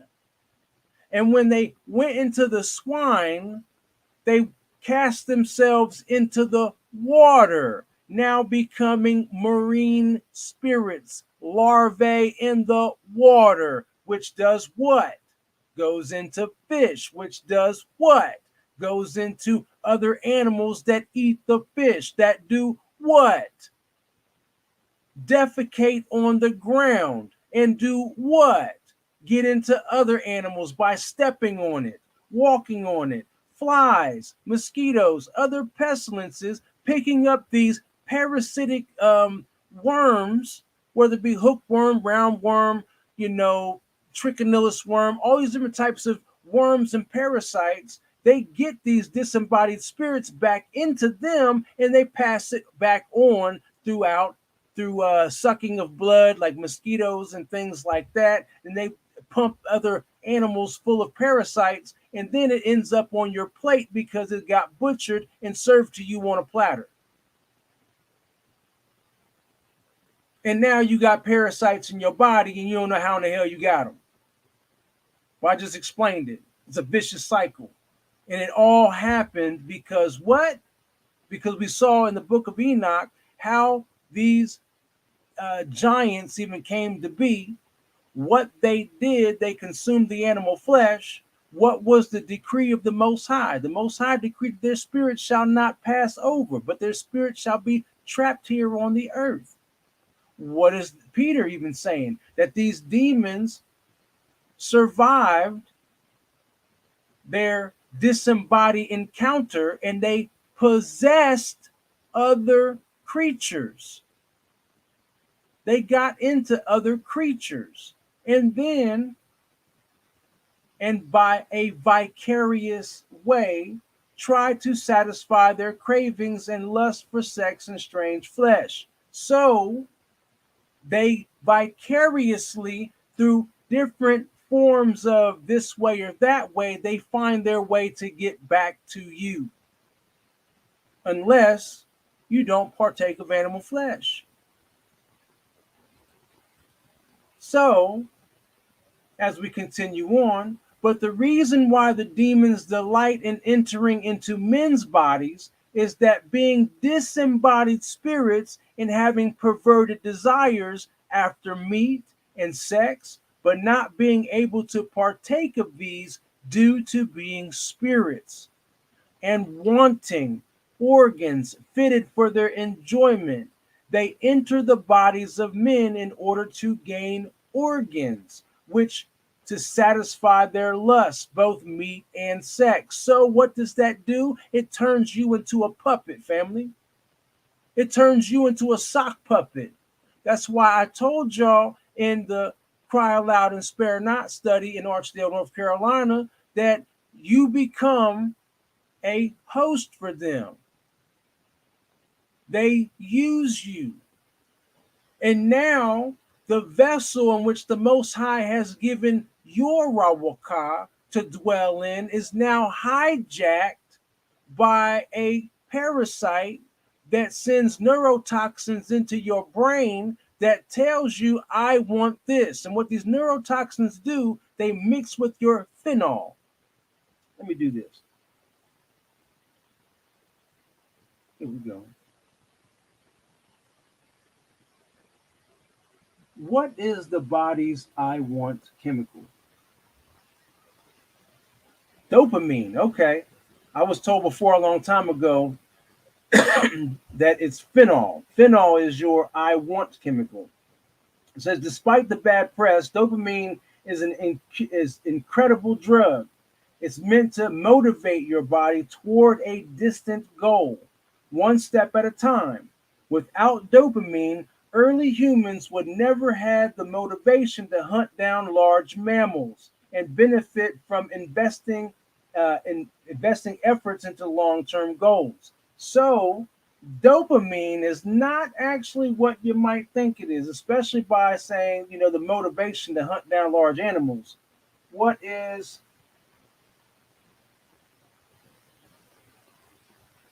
what chemical makes you desire? Testosterone and estrogen drive lust. Dopamine, norepinephrine. That's the one it is. Norepinephrine. That's why I said phenol. And serotonin create attraction, and oxytocin and vasopressin mediate attachment. So there are different chemicals in your body or in your brain that tell you, I want this or I want that. And what these parasites do is through their neurotoxins mix with your I want chemicals and cause you to have cravings, whether it's sexual desire, it's the eating of certain fatty foods, sugars, meat, this, that, or the third. That's where your cravings come from. Is from these parasites that have to have these different things. And so, right here, but the reason why demons delight in entering into men's bodies is that being disembodied spirits and having perverted desires after meat and sex, but not being able to partake of these due to being spirits and wanting organs fitted for their enjoyment, they enter the bodies of men in order to gain organs with which to satisfy their lusts, both meat and sex. And this comes from the Ante-Nicene Fathers, Volume 8. So this is ancient. This is old. This is old news.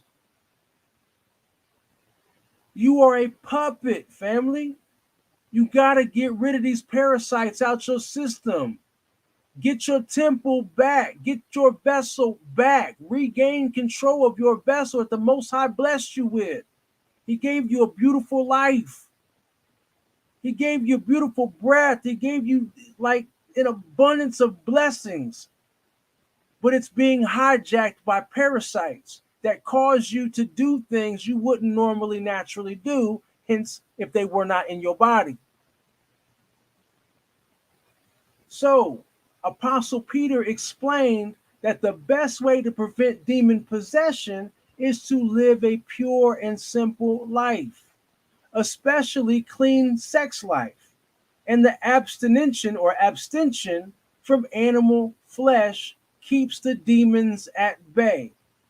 Hamashiach himself pointed out that worse kinds of demons come forth only through prayer and fasting.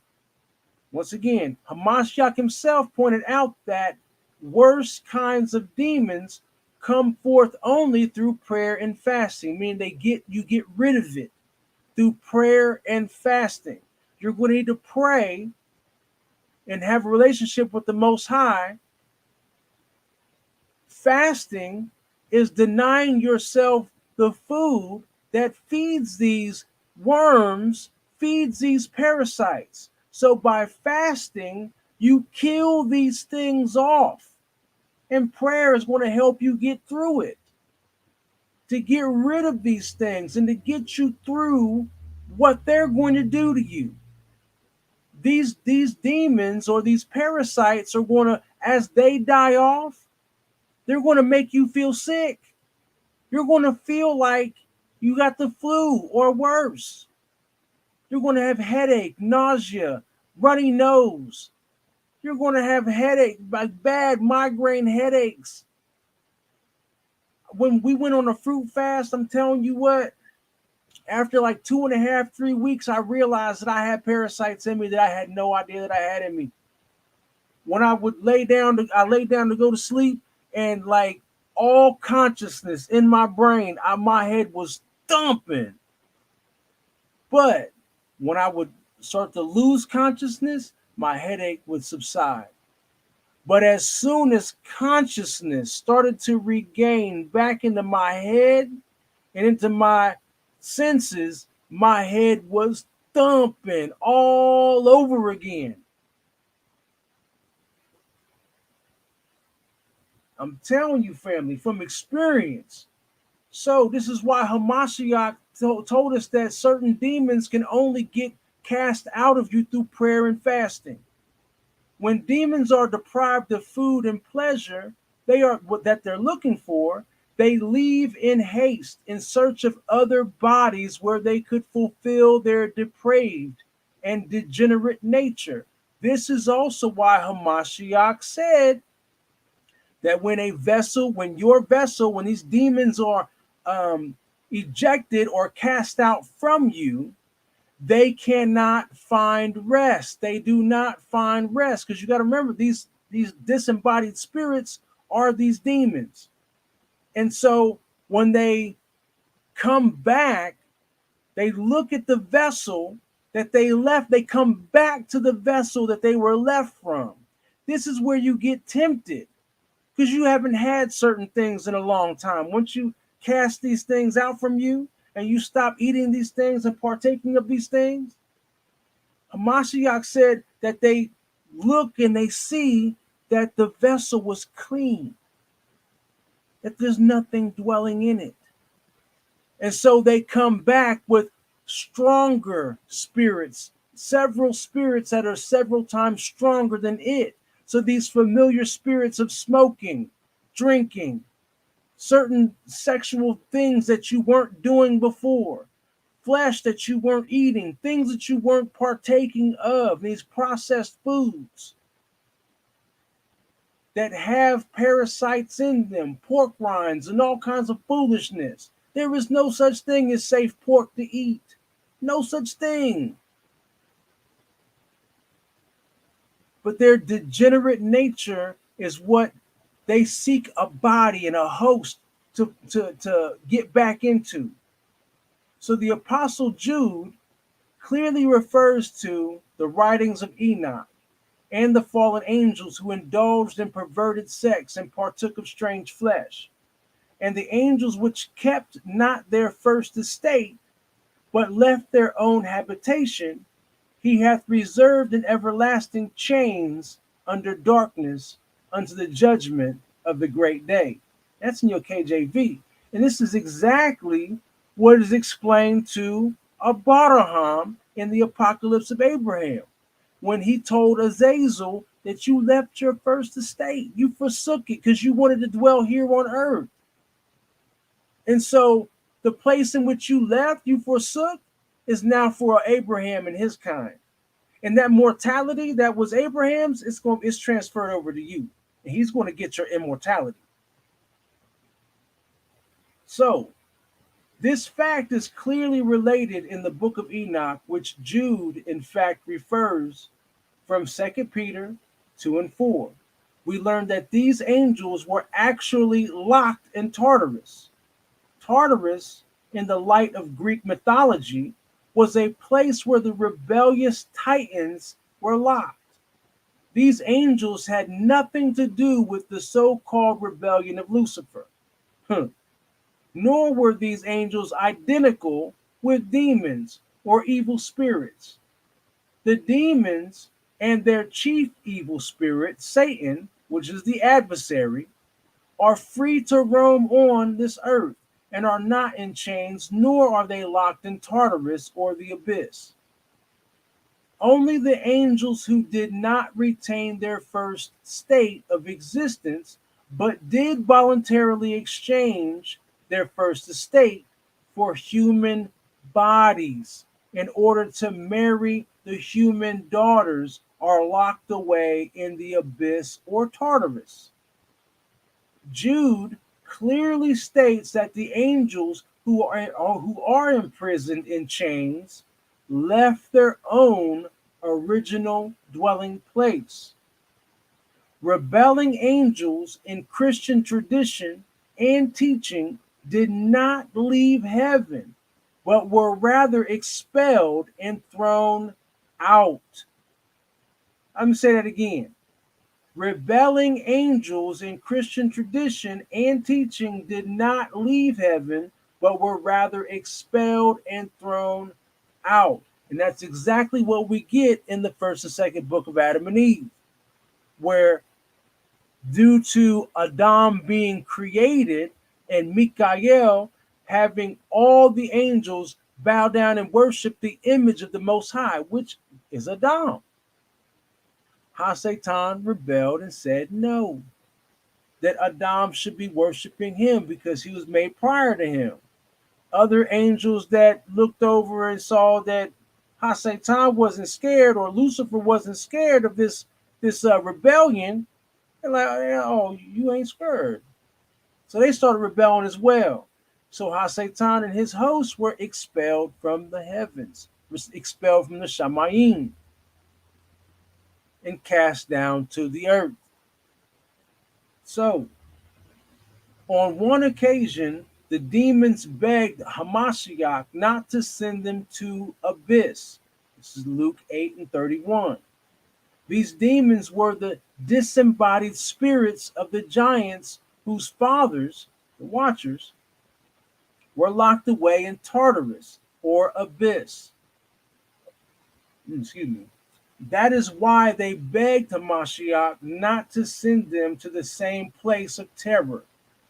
In Christian theology, Lucifer, Satan, and all his angels were never imprisoned in Tartarus or abyss, but were simply hurled down to this earth, where they are free to roam it and deceive the people. But Jude knows nothing of this theology, but rather he refers to the book of Enoch and the Watchers who were imprisoned in the abyss, rendered bottomless pit, or deep in the King James Bible. During the thousand years reign, all the demons and their chief leader Satan will finally be locked away with their fathers in the abyss. Revelation 20:3. This also proves that Satan and his demons are now free to deceive and take possession of the bodies of those who permit them, just as Peter says in the Clementine homilies and the recognitions of Clement. That makes good sense, family. You know,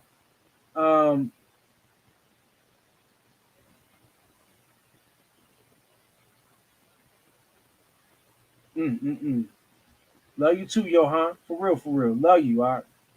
And I'm going to talk this talk. I mean, I'm going to be obedient to the Most High. That's what I'm going to do. All right. So Jude also points out something else. He refers to Sodom and Gomorrah and their surrounding towns, and points out that they have practiced the same evil rites as the imprisoned angels did. They, just like those angels, were guilty of fornication and the eating of strange flesh. This is in verse 7. The word strange means foreign or alien. Dr. Spiros Zodhiates, I hope I got that right. I want to butcher his name, but it looks like Zodhiates, points out in his complete word study dictionary of the New Testament on page 665 that the Greek word heteros in Jude 7 means foreign or strange. He goes on to say that the same Greek word is used in Exodus 30:9 of the Greek Septuagint. The Greek Septuagint Bible, where the offering of a strange incense is prohibited. The word strange in this text implies foreign or forbidden incense. The Hebrew word for in the Masoretic text is zuar, which means strange and profane. Jude thus says that the Sodomites were guilty of sexual perversion and of eating strange, forbidden, and profane flesh of animals. Hamashiach also had something to say concerning the antediluvian world.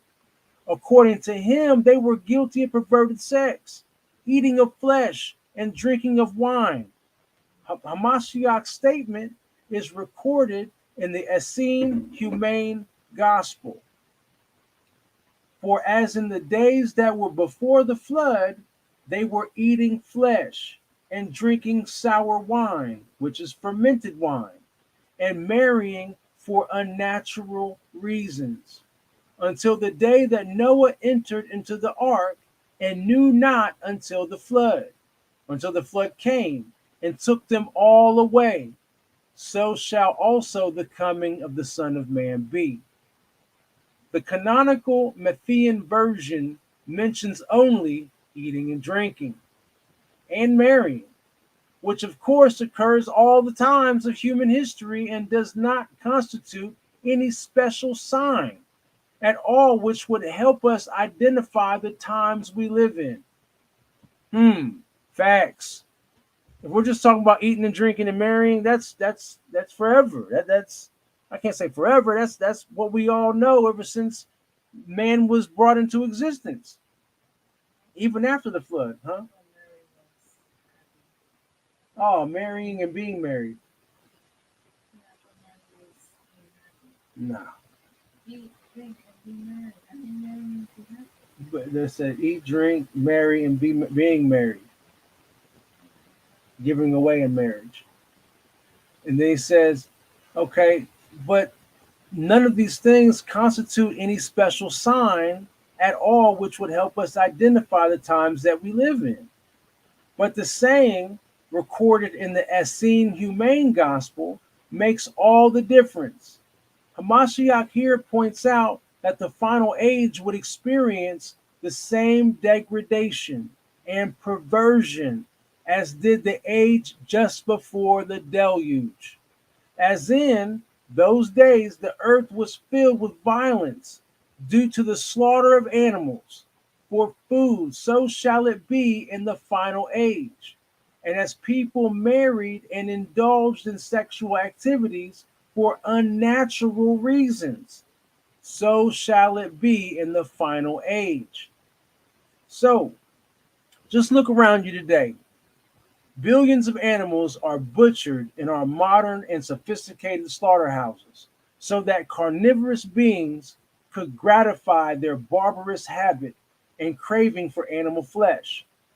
Just take a look at all the available intoxicating beverages and the amount of alcohol consumed today, and you will immediately realize just how accurate Hamashiach was.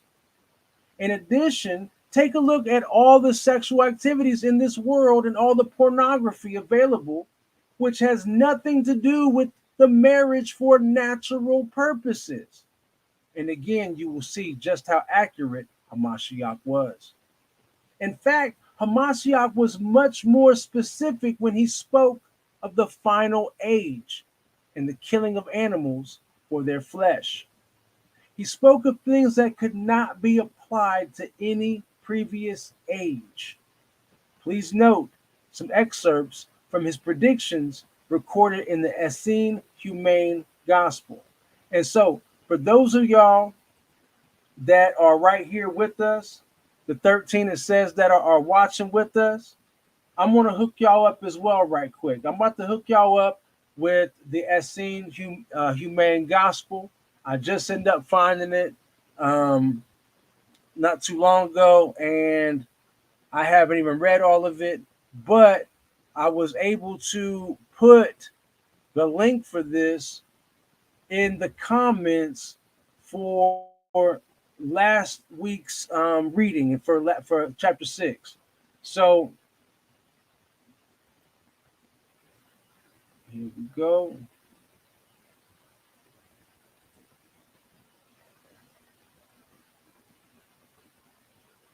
Yeah, copy link.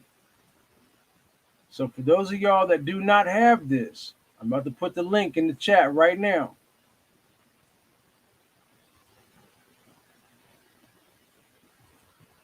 And there you go. That's right here, right after Akoti Rachel S. said, Ye shall offer no strange incense thereon, nor ascending smoke sacrifice, nor oblation, neither shall ye pour drink offering thereon. This is Exodus 30 and 9. You know it, all praise to the Most High. He said, Adam was created of water and dirt, but he was created from lightning and fire, so he shall not worship him. That's exactly what Hasatan said. So, once again, this right here is the Essene Humane Gospel, right here in the chat. So, let's get into some of these excerpts that are in there. For many things shall take place upon earth that have not taken place before, nay, nor seen by any generation, except those of that generation. Those that have power shall gather to themselves in greed the lands and the riches of the earth for their own lust, and thus shall oppress the greater number who have not. So the very few rule the many. What does that sound like to y'all? Hmm. Does that not what we have going on? Is that not what's going on to this day? That the very few, the top 1% of the world, are ruling the whole world? Is that not what's going on? For in those days, the many shall be held in bondage. What? For the many shall be held in bondage, but yet not in prison.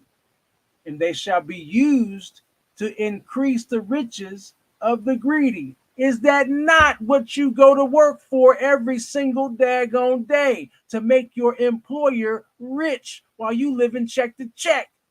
You are in bondage.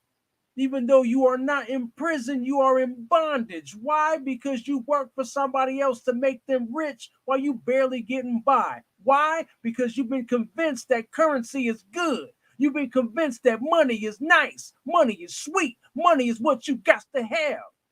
You've been convinced of foolishness. You are in bondage and don't even realize it. No, we don't. We don't need that. We've been convinced that money is what we need to move around. No, that is a fallacy. That is blasphemy. That's the foolishness that we've been convinced of. No, we've been convinced. No. No, the love of money is the root to all evil. But see, the original way that it used to be is that we would do things by the barter system. I'm gonna hook you up with a couple cows or a couple chickens or a couple goats or some sheep if you go ahead and build me a fence or if you fix my roof. That's a barter system. It wasn't until the application or the indoctrination of currency, precious stones. Remember right here. Let's go back to Enoch. Let's go back to Enoch right here. Enoch chapter 8. Azazel taught men to make swords, knives, shields, breastplates, the fabrication of mirrors, and the workmanship of bracelets. This is one thing. This is a valuable object. Ornaments, another valuable object. Why? How do we get convinced of these things? Azazel convinced us that bracelets are valuable, ornaments are valuable. Wow, here we go again. Stones of every valuable and select kind. That's where the indoctrination process came in at. Who told you that onyx was worth something? Who told you that gold, silver, bronze, brass was worth something? Who convinced you that paper money was worth something? Who convinced you that any of these so-called precious stones or gems are worth something? Somebody convinced somebody that spread the convincing on and on and on that you ain't nobody unless you got some of these things. And then later we were convinced that you need to trade these valuable things in here for some paper currency, bro. That's something light that you can carry. You ain't got to carry all that heavy stuff. Put it over here. I got you. Matter of fact, let me print you out some paper notes that says it's worth this much. As to what happened, stones very valuable and select kind. What? Select kind. So only certain stones, only certain rocks, shiny rocks and things was worth a little something, something. And all sorts of dyes, that the world became altered. And then what happened? Impiety increased. What is impiety? That's right, monopoly money.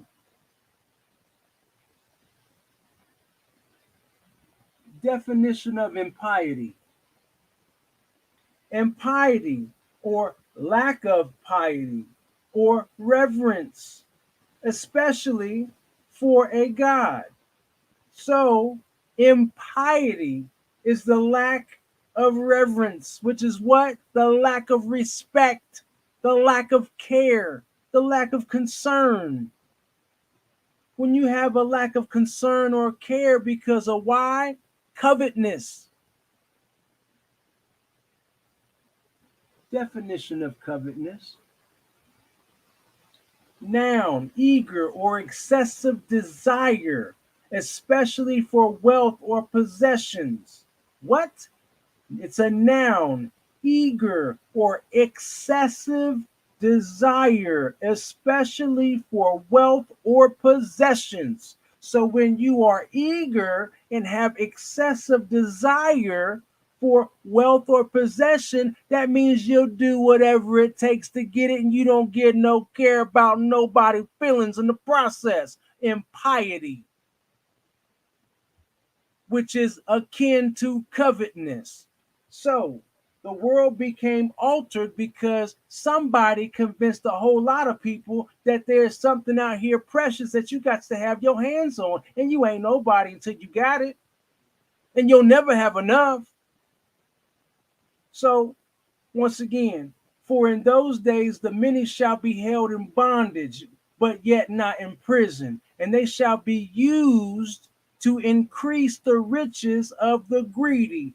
Yeah, even the innocent beasts of the field shall be greatly oppressed. For every cruelty and lust shall be worked against my innocent brothers and sisters of the great household of Elohim. For many shall lust after the taste of flesh, and blood shall flow freely as high as the bridle of a horse.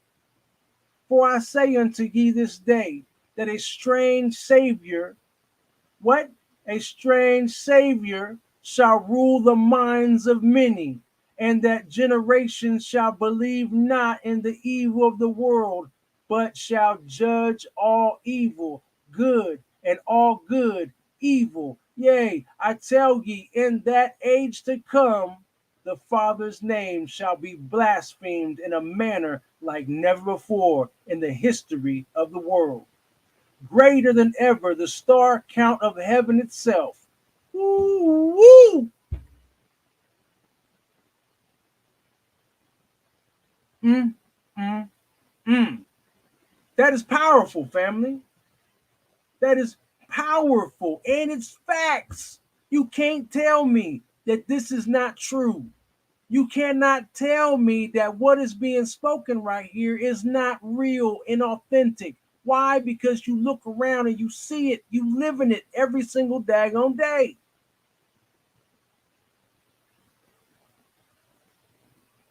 For hands dripping with the innocent blood of my creatures will take up my name in vain and mislead many, and they will follow the ways of the Pharisees and not the true path of the pure oblation.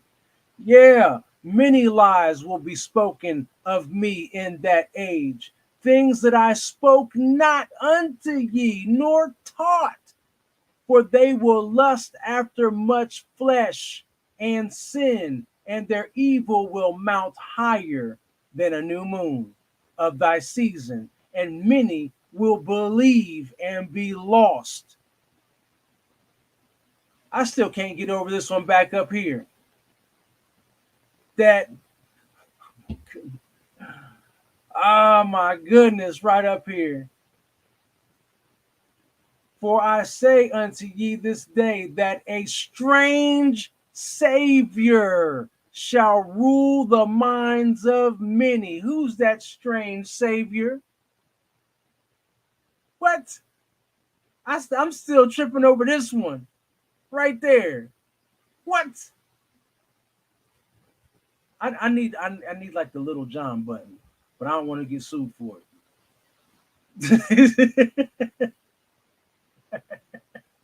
Oh my goodness. Oh my goodness. Or do like one of them things where um, I hit go ahead and go to one of the little video things, and then one of the little video captions from Chappelle's show when they're doing the whole what thing back and forth. That's right, JC.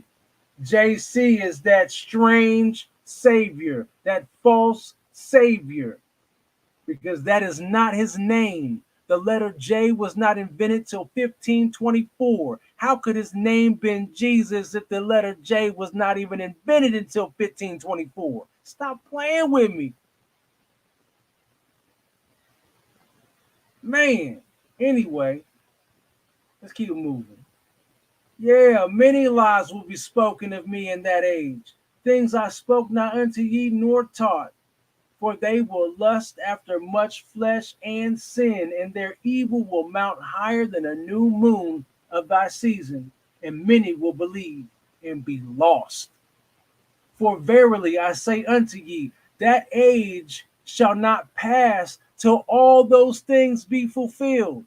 Yeah, in that age to come, there shall be great lawlessness in the land, for every man shall seek his own advantage, and there shall be no natural love between brothers and sisters, and mothers and fathers, for great shall the division of faith and belief be in that age of the end.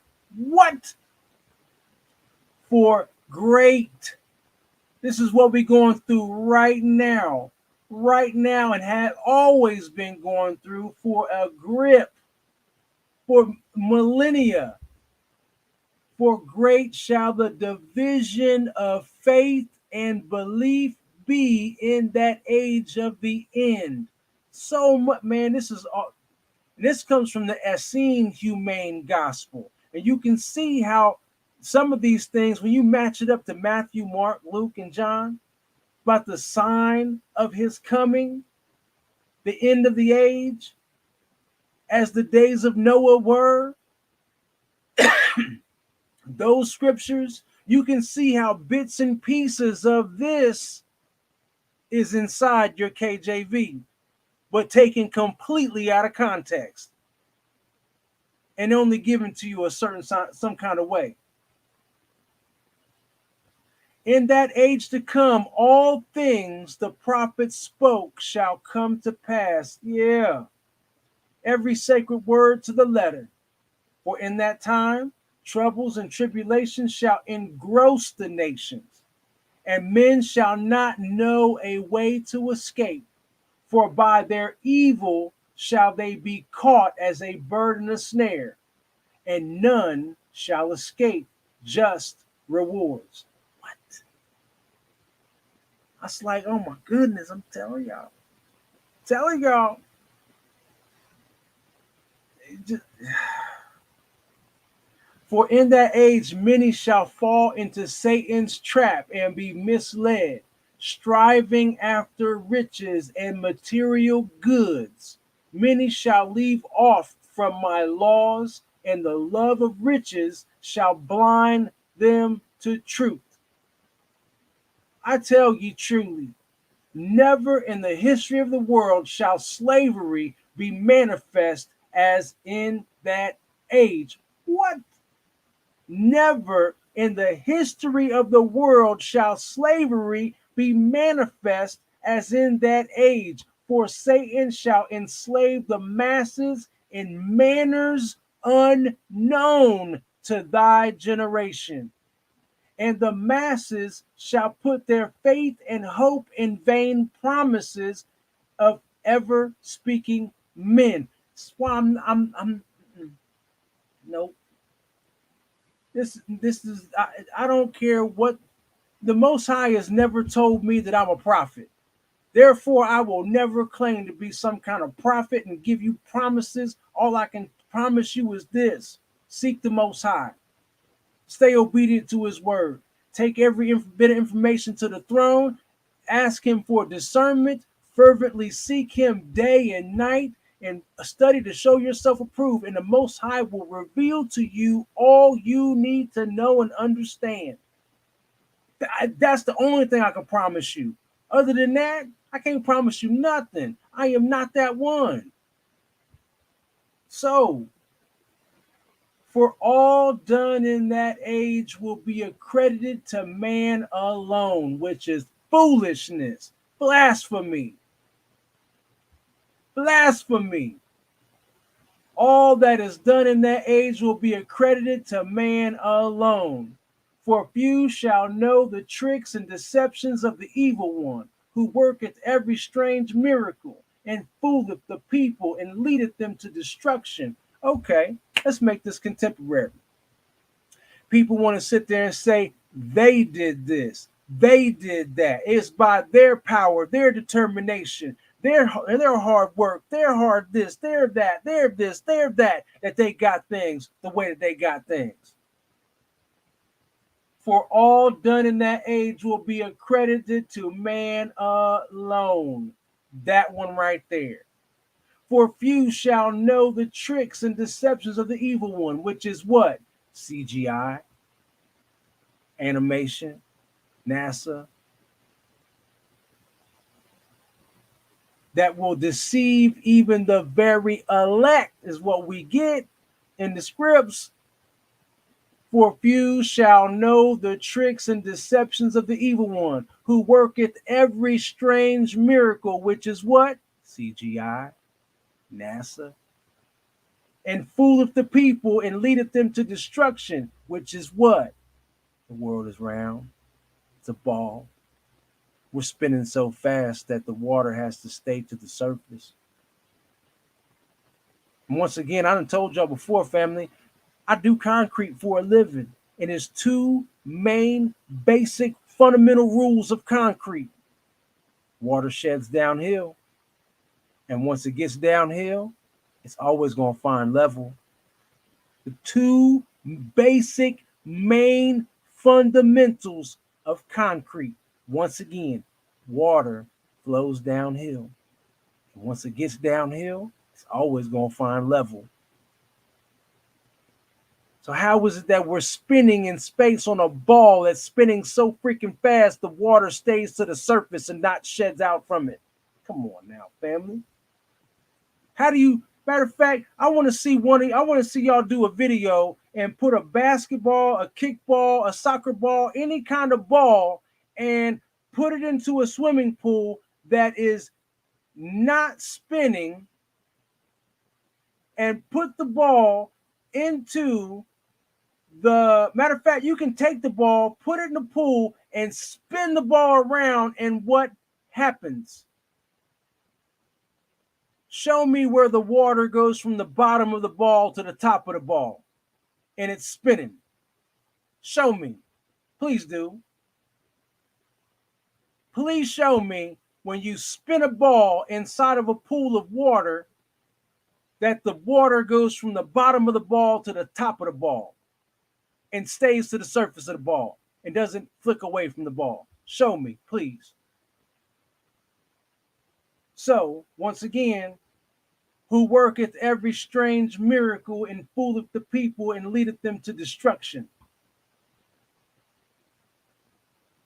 For many shall not profess Elohim, but believe in their own might and strength, and entire nations shall war in my name and deceive many. Remember, this is from the Essene Gospel, of the Essene Humane Gospel. And for those of y'all that don't have it, I put the link right here in the chat. If you need to come back here, after the replay, it is the second link that I post. There's another link that I post in here about Caesar's Messiah, which is going to force you to look into Vespasian. It'll force you to look into the Flavian dynasty. It'll force you to look into the writings of Josephus. It'll force you to look into finding out more about Philo of Alexandria. It'll force you to look into Titus. It'll force you to look into so much more written, recorded human history than you ever thought of. Now, this one right here is the Essene Humane Gospel of Hamashiach, of Christ. So, it says, while the devil comes to unite the world, Yahushua Hamashiach is coming to cause division. All praises. That's right. We got to get back into looking into some things and stop being fooled, family. So, Hamashiach also pointed out that the true believers and disciples are not gathered around dead things like vultures, but only around the table where living food is. Oh my goodness. That true believers, think about it, true believers are not, this is oh my goodness. This is powerful. Hamashiach also pointed out that the true believers and disciples are not gathered around dead things like vultures, but only round the table where living food is. All praises to the Most High Yahuwah.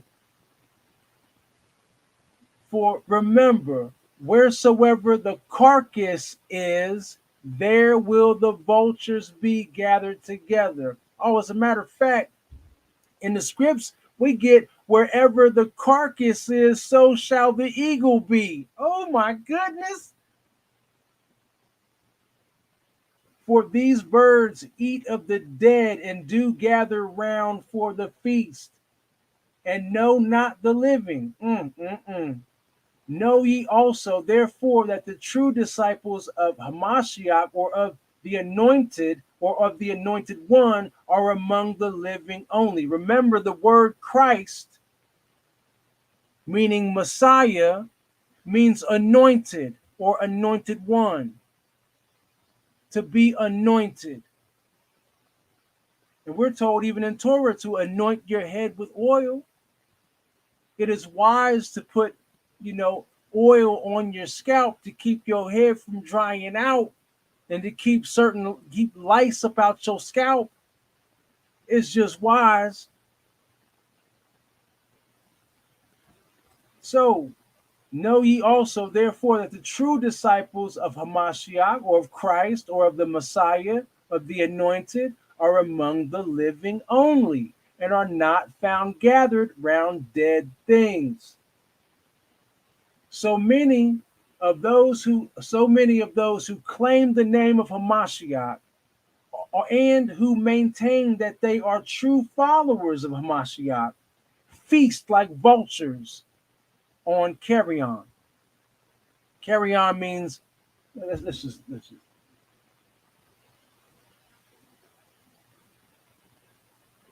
definition of carrion.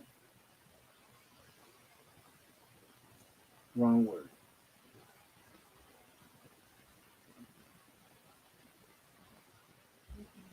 Carrion, the decaying flesh of dead animals.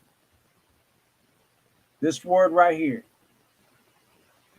Feast like vultures on carrion, which is the decaying flesh of dead animals, and enjoy the flesh of the innocent creatures, cruelly slaughtered and decapitated in the slaughterhouses. I have demonstrated from several extra canonical sources that humanity did not eat animal flesh before the Watchers fell and their bastard sons caused havoc on this earth. But most Christians would dismiss them since they are not quoted from the Bible. The only scriptures they recognize is canonical. And what does canonical mean? They were approved by the Roman Catholic papacy. But they could not prove that all these canonical books are genuine and inspired, and they were originally written by Allah's true prophets and apostles. Nevertheless, I will now refer to Genesis 6, and plainly demonstrate that this chapter of the Bible in reality agrees and teaches exactly the same truth this extra canonical literature does. The first thing we are told in this chapter is the fact that when humanity increased on this earth and many beautiful girls were born, the sons of God fell in love with them and desired them. After marrying them, they procreated Nephilim, that is, giants, who became mighty warriors and heroes. Please note the text as is translated in the King James Bible, which reads right here.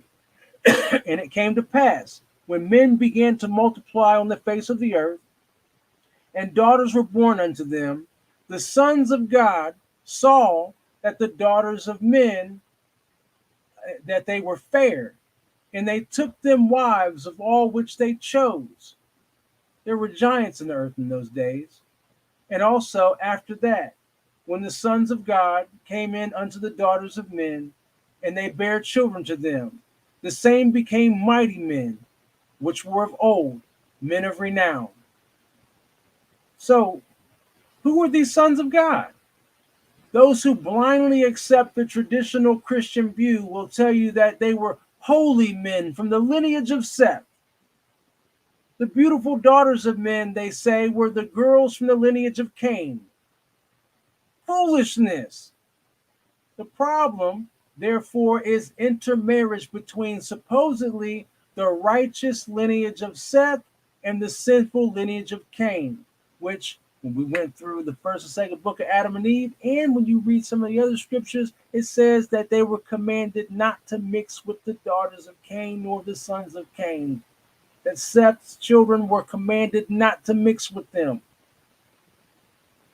So, these conservative scholars argue that the sons of God could not be angels, since in their view, angels are sexless and therefore could not marry.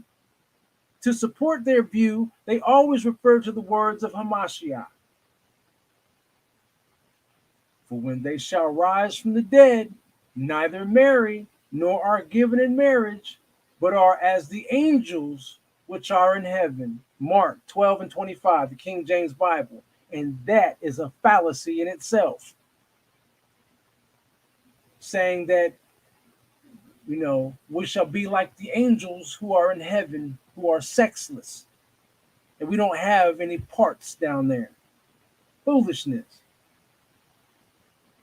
Since Hamashiach said that angels in heaven neither marry nor are given in marriage, they conclude that they therefore must be sexless. Okay?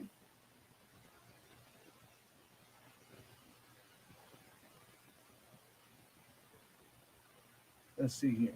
But we shall see a little later that nothing can be further from the truth, and that this text, along some other evidence, in fact proves that there are both male and female angels, and that they could engage in sexual activities if they so choose. But before I demonstrate this fact, let us first of all see some of the other versions of the Bible and see how these translators understood the text and who they thought were the sons of God. The Tanakh, released by the Jewish Publication Society, uses the phrase divine beings. The Bible for today supernatural beings. The Good News Bible, the same phrase. The Living Bible says beings from the spirit world. The Book of Yahweh says sons of God. The New American Bible for Catholics says sons of heaven. In a footnote, the translators say that these sons of heaven were celestial beings of mythology. And finally, Dr. James Moffat in the Moffat Bible renders the phrase B'nai Elohim as angels. All these Bible translators and many others clearly understood that B'nai Elohim are in fact the supernatural beings and not men from the lineage of Seth. Those who believe that Genesis 6 speaks of offspring crossed between holy and unholy lineages fail to satisfactorily explain just why the offspring was of gigantic stature. And why were they legendary heroes of the dim past? If the giants were born because their fathers were of the holy lineage, then Isaac should have been even a greater giant since both his father and mother were holy. And John the Baptist should have been the super giant since both Zechariah and Elizabeth were blameless before Elohim and kept all his commandments. This is from Luke 1 and 6. Let us closely examine some passages of the Hebrew Bible and see how the term sons of God was used and to whom did it always refer. This term appears several times in the book of Job, and virtually all commentators agree that it refers to the supernatural beings. In Job 1 and 6 and 2 and 1, the term B'nai Elohim or B'nai Elam is translated variously by Bible translators. Some use the term sons of God, while others divine beings, supernatural beings, and angels. No Christian commentator even institutes or insinuates that sons of God here are the lineage of Seth. They all unanimously agree that the term refers to angels or some other higher divine beings, the members of the divine council.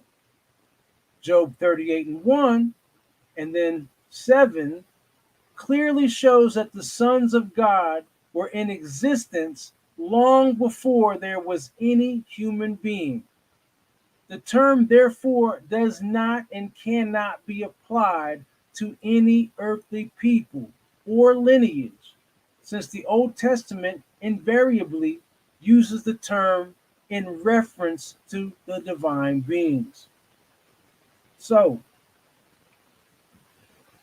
I don't know how many of y'all have already done it, but if you look into the Strong's Concordance, which we can do here in just a moment,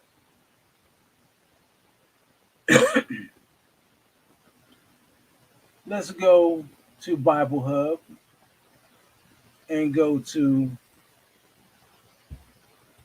Genesis 6.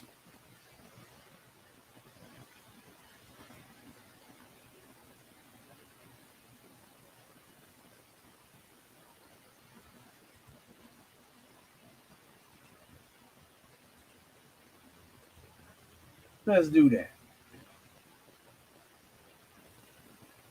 Now, let's go to the interlinear right here. Your INT button on some of y'all's things. Let's go ahead and blow this up a little bit for y'all because it's very important that y'all can see this. So,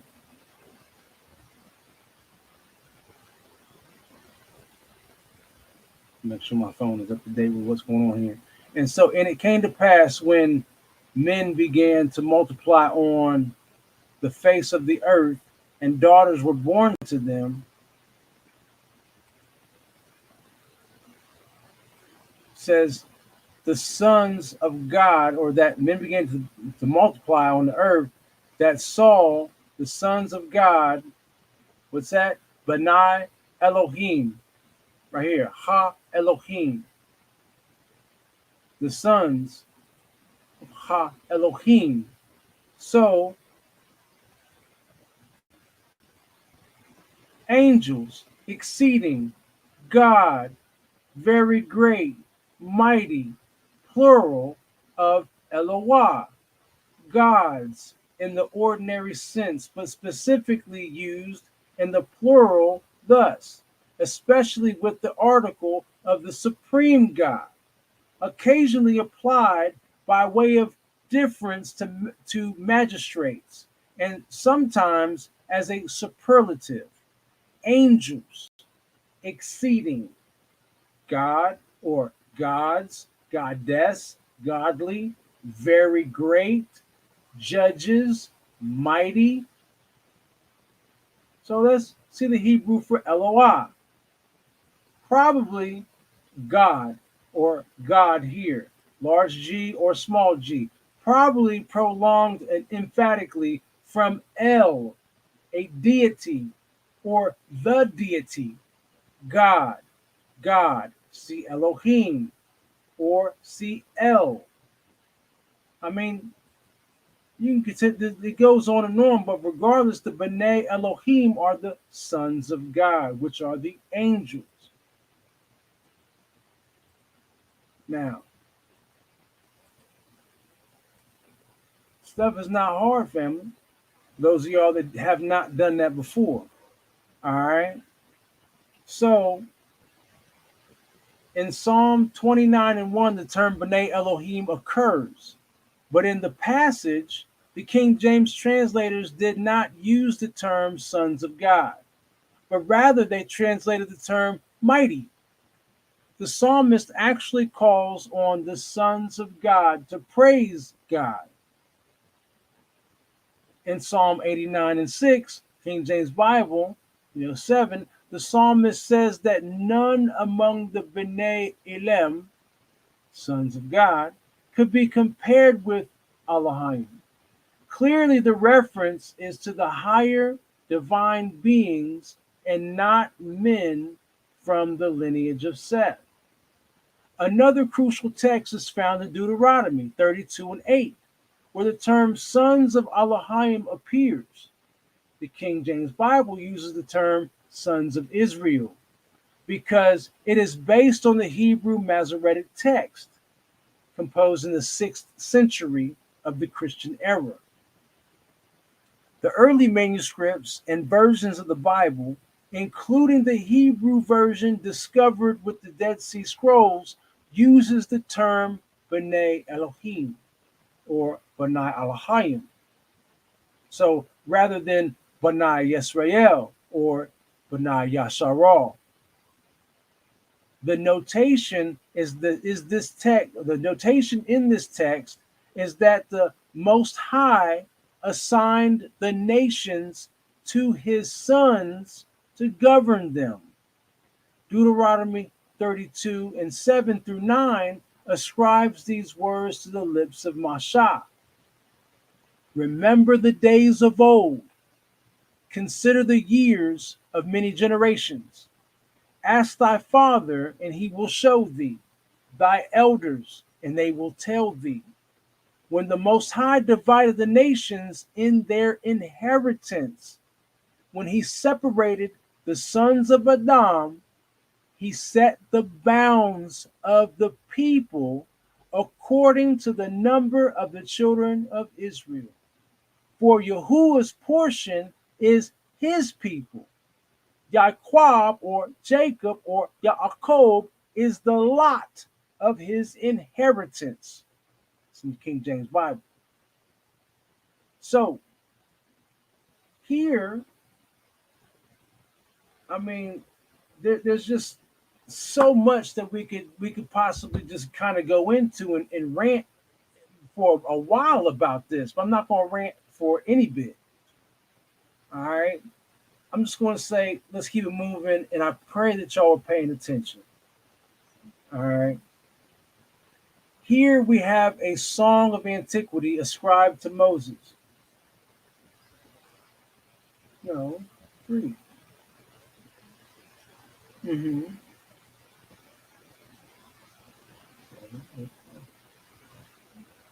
All right. So let me see how much longer we got on this.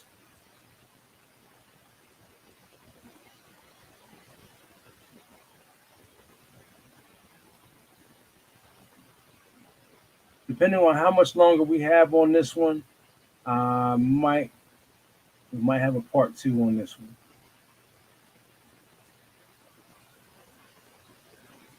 Ooh, that's chapter 9 right there. So I skipped chapter. I went right past chapter 8 real quick, like. So we might be just about there.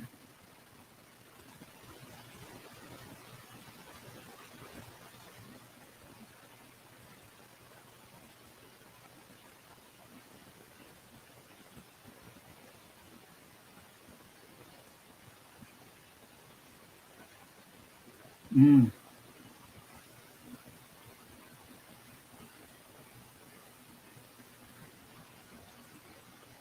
bookmark. Chapter 8.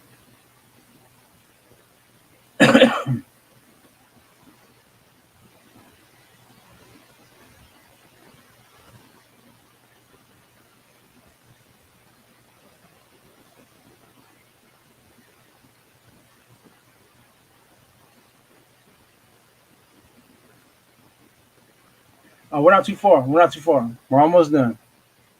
Okay, so here we have a song of antiquity ascribed to Masha or Moses.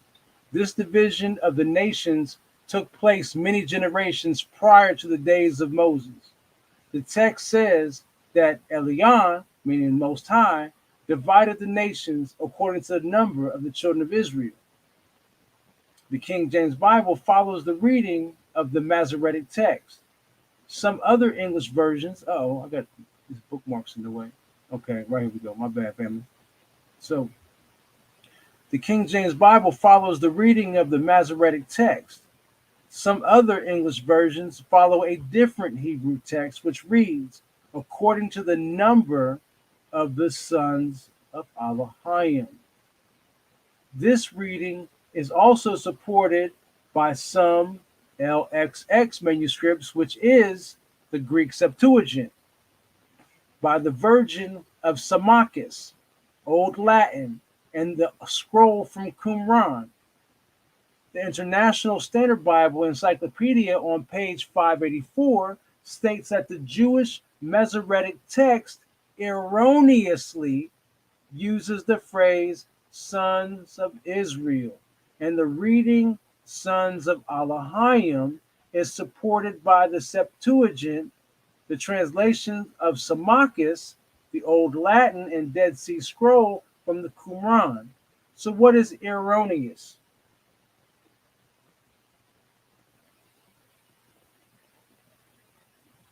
Definition of erroneously.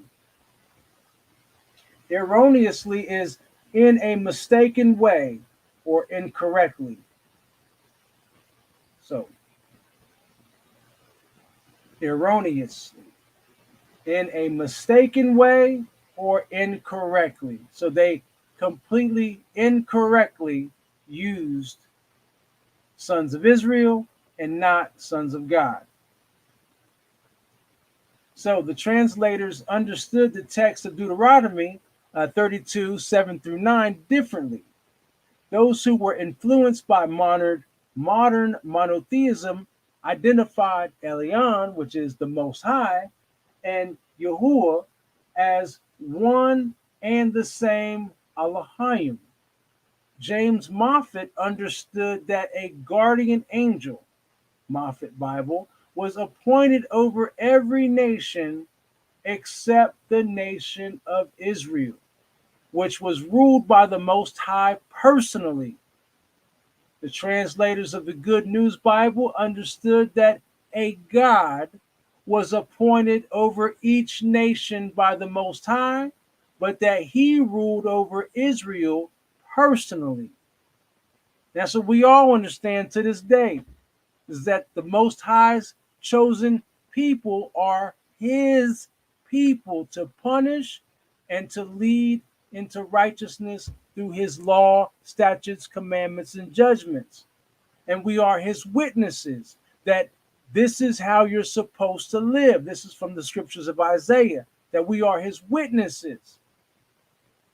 So, the translators of the Living Bible and Life Application Bible understood that a supervising angel ruled over each nation while the Most High ruled over Israel directly.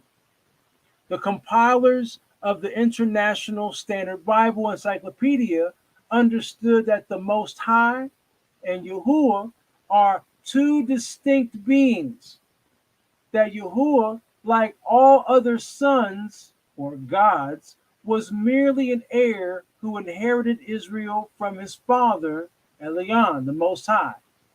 This is volume 5, article Sons of God, page 584. And I don't agree with that at all. Now it becomes clear why Japheth or Jephthah, okay, maybe I'm saying two different names. Now it becomes clearly why Jephthah recognized Chemosh as the national and authentic god of the Ammonites. It also becomes clear why so many passages in the Hebrew Bible clearly state that Yasharal is the actual inheritance of Yahuwah. If Yahuwah was the Most High Elohim, then he could not inherit anything, since everything would be his.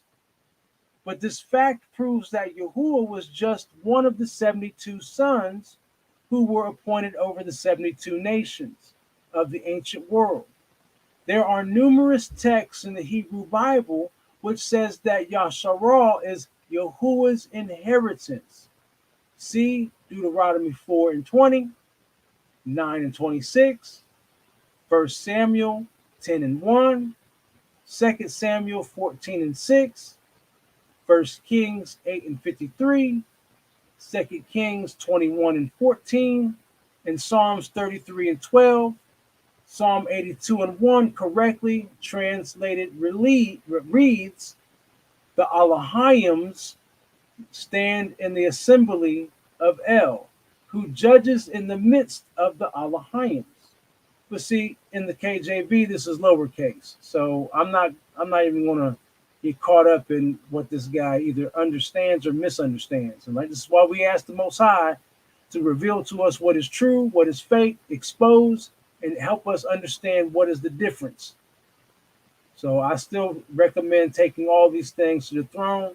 I'm going to highlight this for those of y'all out there that need to screenshot that and need to go cross-reference those scripts. Shalom to you always, Archie Bell. Good to see you, All right, so now the picture is somewhat clearer. The Elohims were the 72 sons of the Most High who ruled over the nations. Now we're given this same understanding as well from the Tower of Babel, when the Most High confused all the languages of the earth and he gave over all the other nations to all the other spirits, which gave them their language. And then later we get the fact that Abram or Abraham or Abaram is who the Most High calls his friend and makes a covenant with him and his seed after him, to be his inheritance, to follow his laws, statutes, commandments, and judgments, and to be a light unto all the world. So, let's keep it moving though. These Elohims were accused by the Most High of misrule and injustice, and tells them that they will die like mortals even though they were Elohims, as the sons of the Most High. Verses 2 and 7. Now, I think this guy right here took this completely out of context. So let's see here. Psalm 82 and 1, correctly translated, reads, okay, so what's this one? 2 and 7, verses 2 and 7. Let's get to Psalm 82. Let's go ahead and take a look at this.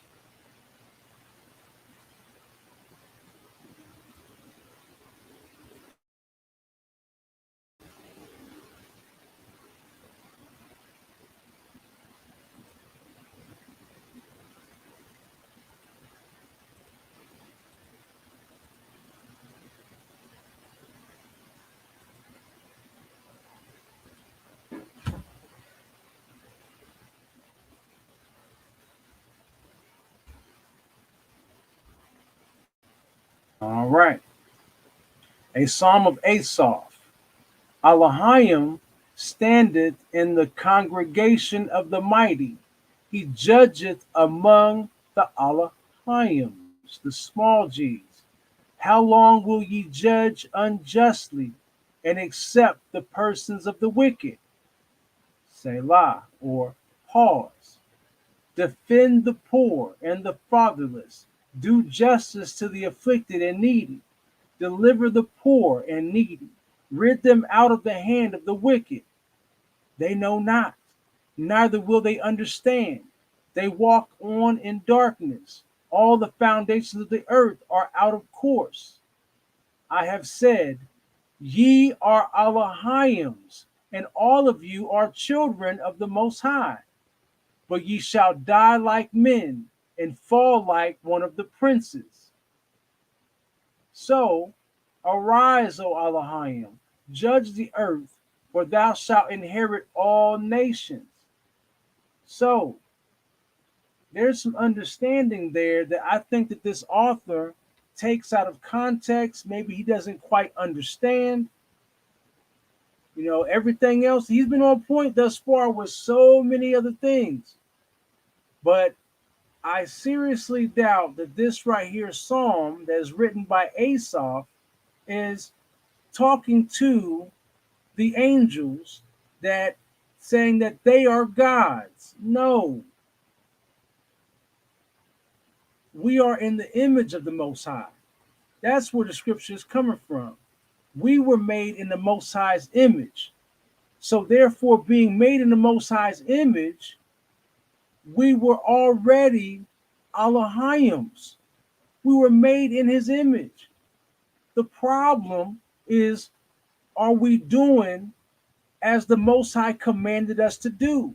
So just as the scripture says that the word of the Most High shall go forth and not return unto him void, meaning that his breath that is inside of you, when you go forth to do all that you're supposed to be doing throughout your life, if you belong to him, you're going to accomplish all that he set out for you to do and not return to him void, meaning you will be obedient unto him. And in the scripture also that we just got to looking at says, know ye not that ye are gods? But you're going to die the death of men. You're going to die a mortal death and fall as the princes, the fallen angels. Why? Because you ain't obedient. You don't do as the Most High commanded you to do. Right, he was talking to man. That's facts. Facts. So let's get back to the book that we read.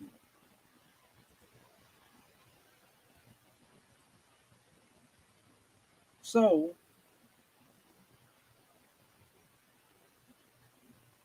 now, all the Elohims, rulers of the 72 nations, are assembled before the Most High. He accuses them of misconduct and tells them that even though they are all his sons and therefore divine, they will die just like mere men. For full details regarding this subject, read my book, Yahweh Conspiracy. I'm cool on that one. available from lulu.com and amazon.com. If y'all are interested in that, that's entirely up to y'all. In the New Testament, all newborn believers are sons of God.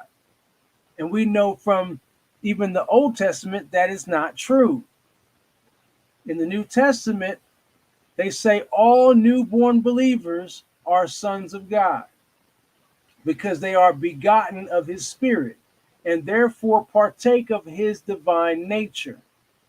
But none of newborn believing humans ever beget Nephilim, that is, great giants, no matter how holy the person may be, thus proving that the fathers of the Nephilim, spoken of in Genesis 6, were indeed angels, just as the book of Enoch clearly states. All the evidence, therefore, points to the fact that the fallen watchers and their bastard sons were the first to taste flesh and kill for food. They were those who influenced humanity to pervert their original way, their original way of life and ordinances of Elohim. Prior to this time, all the living souls were vegetarian, and they followed the way of the life of Elohim prescribed for them in the beginning, and they observed his ordinances. Only after the watchers fell and the giants were born to them did all flesh corrupt their way, and the earth was filled with violence. This fact is actually clearly recorded even in the King James Bible. Please note the text of Genesis 6 and 11 through 12. The earth became corrupt in Elohim's sight, and the earth was filled with violence. And Elohim looked upon the earth, and behold, it was corrupt, for all animate creatures had corrupted their way upon the earth. And it's also said in the King James Bible that the Most High repented that he created man. That's what they put in there. So the first thing I want to point out is the fact that the word was in the King James Bible should actually be became. The Hebrew word hayah was also correctly translated in Genesis 2 and 10, where it is said that the river became 4 branches. The word hayah is defined by James Strong in his Strong's Exalted Concordance Hebrew Dictionary as to become, to come to pass. So, just like in Exodus 3 and 14, Ahaya, Ashar Ahaya, he who is, was, and will be, or will become. So, the earth was not always full of violence. The creatures on earth were not always corrupt. The earth became full of violence, and all flesh corrupted their way of life only after the sons of Elohim cohabitated with the beautiful daughters of men, and through this unnatural and forbidden union procreated monstrous Nephilim giants.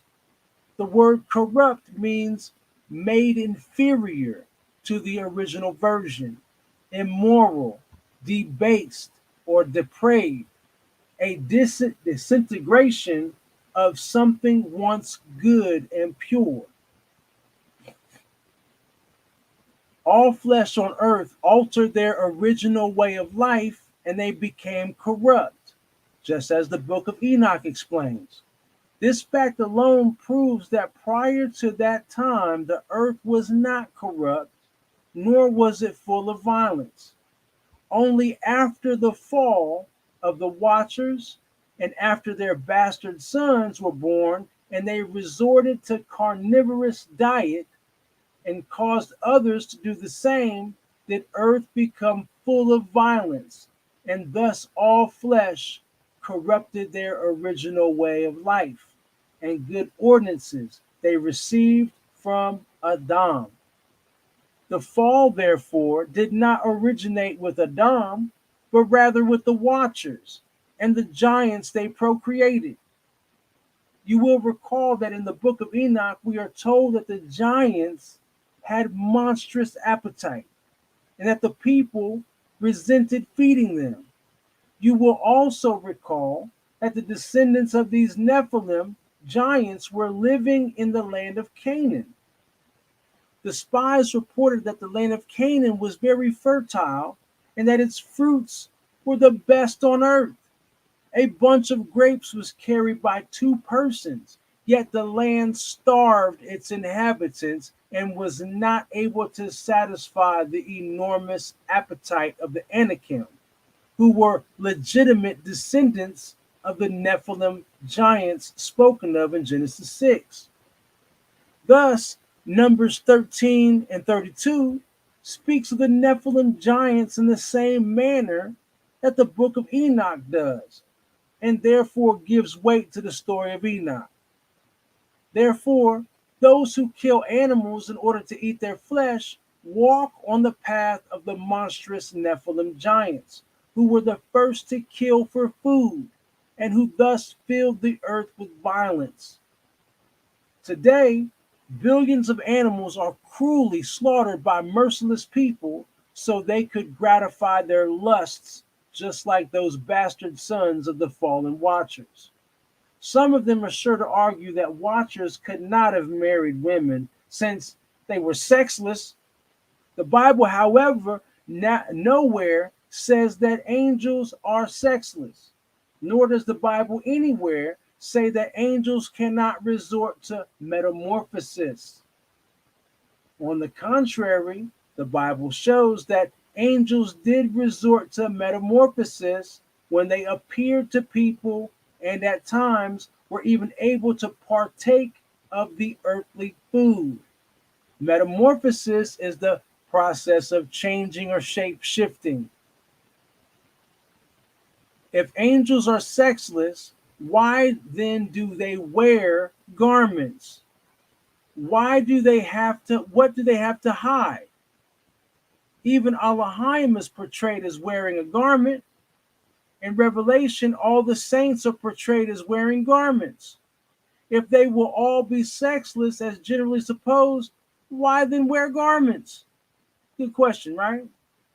So there are at least two passages in the Bible which strongly imply that angels do have genitals.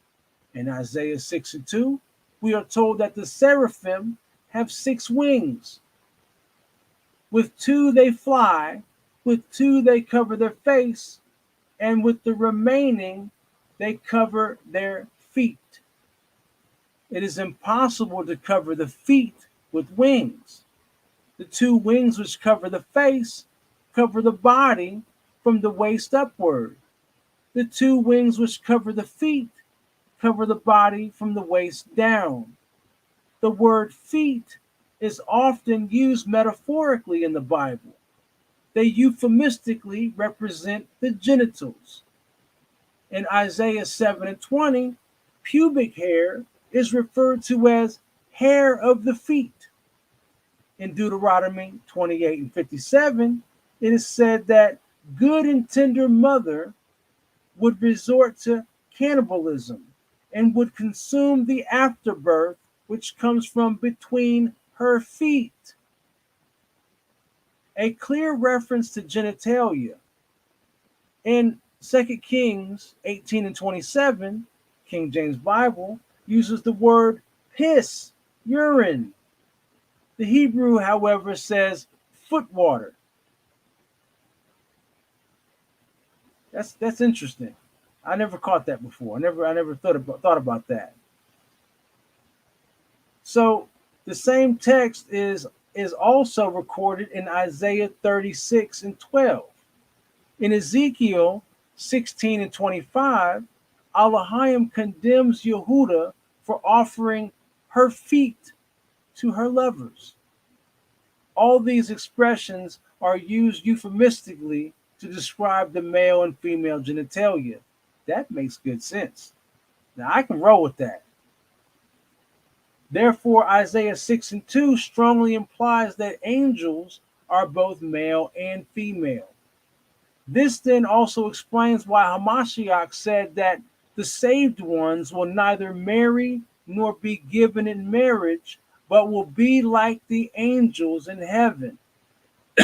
If angels were sexless, then Hamashiach would not have used them as an example, since sexless beings naturally do not marry, only if the angels are indeed male and female, but do not resort to marriage. Does the illustration make perfect sense? The other text which strongly implies that angels are indeed either male or female also comes from Isaiah. In Isaiah 34 and 14, the name Lilith appears in connection with the satyrs or the satyrs, male goat demons. The translators of the King James Bible have rendered the name Lilith as screech owl. In the center reference, this is corrected to night monster. Lilith is number 3917 in Strong's, where it is rendered night specter. The word specter means spirit of the dead person, ghost, something that haunts or disturbs the mind. The Brown Driver Briggs Hebrew and English Lexicon on page 359 says that Lilith is a name of a female night demon haunting desolate Edom. The Zondervan Pictorial Encyclopedia of the Bible on page 96 says that Isaiah referred to the familiar Akkadian female demon Lilitu by the Hebrew name of Lilith. The Good News Bible renders Lilith in Isaiah 34 and 14 as night monster. In a footnote, however, it says that she is a female demon who lived in desolate places. Hamashiach himself confirmed that demons lived in desolate places. Matthew 12 and 43, man, myth, or that's from Matthew 24 and 43 about demons living in desolate places. My bad. So, Man, Myth, and Magic, Illustrated Encyclopedia of Mythology, Religion, and the Unknown, on page 163, article Lilith says that she was chief of the demonesses. Lilith is also known as succubus. Succubus is a female demoness seeking sexual intercourse with men in their sleep. Succubus is a female counterpart of a male demon called incubus. Incubus is a male demon who seeks sexual pleasure with women in their sleep. The Jewish Encyclopedia on page 1226 says of Lilith, according to a popular etymology, the demon of the night, she is mentioned in Isaiah 34 and 14. In the Talmud, Lilith is described as having human face, long hair, and wings. But the term Lilith also occurs as a noun denoting female demons generally. In mystical literature, Kabbalah, she became the queen of demons and the consort of Satan, Samael. Therefore, those who reject the story told in the book of Enoch and Jubilees, who deny that the sons of Elohim in Genesis 6 are actually angels, on the grounds that angels are sexless and therefore unable to copulate, cannot substantiate their belief. And that is the end of chapter 7. All praises to the Most High. Most High willing, next week we're going to go through chapter 8, 5 conflicting systems of worship in the Old Testament. Now, I think that should be pretty good as well. So, family, there is so much. But Thea says, I'm not sure if demons and angels are the same. They're not. What we get from Um, that's a good question, honestly. What we get from Enoch and what we get from Jubilees is that the matter of fact, let's go ahead and pull it on up.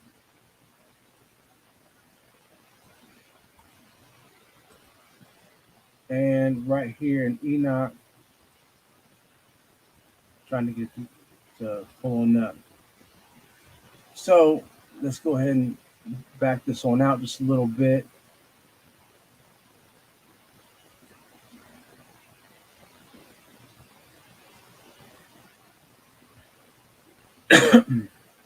All right. So, as a matter of fact,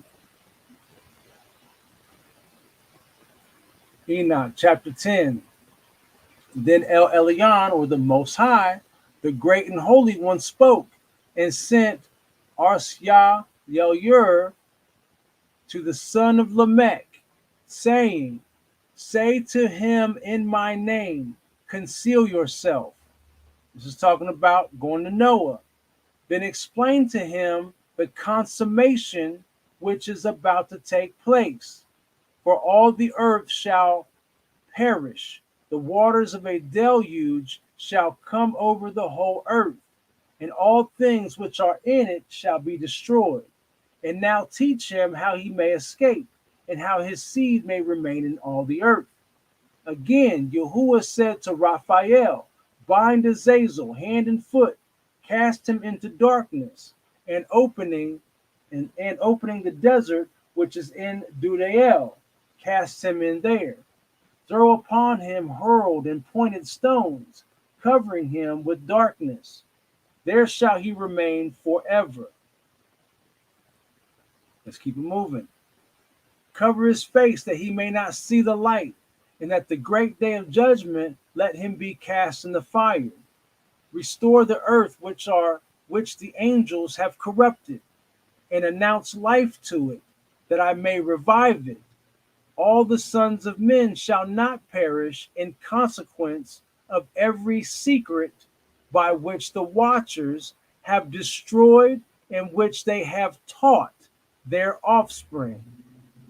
All the earth has been corrupted by the effects of the teaching of Azazel.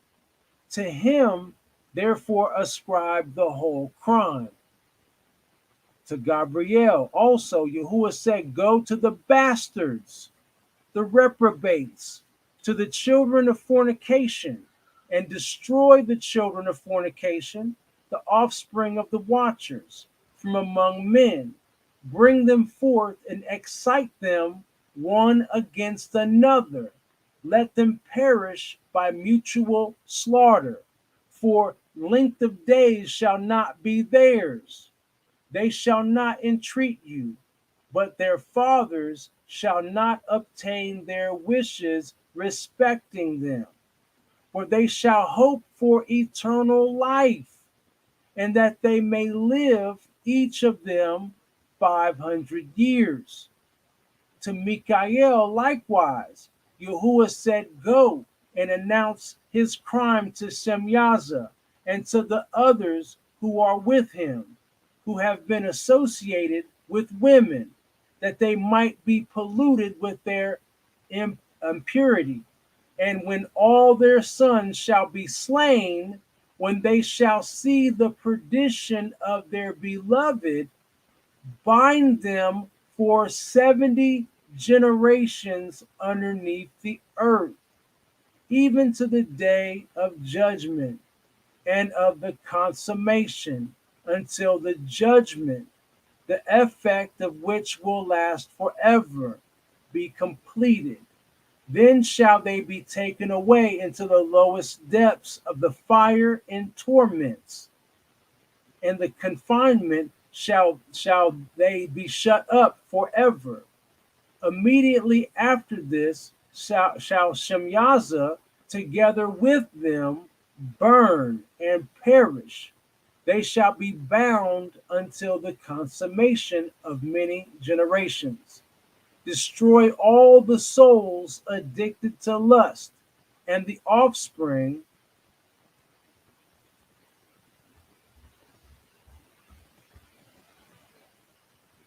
the offspring of the watchers, for they have tyrannized over mankind.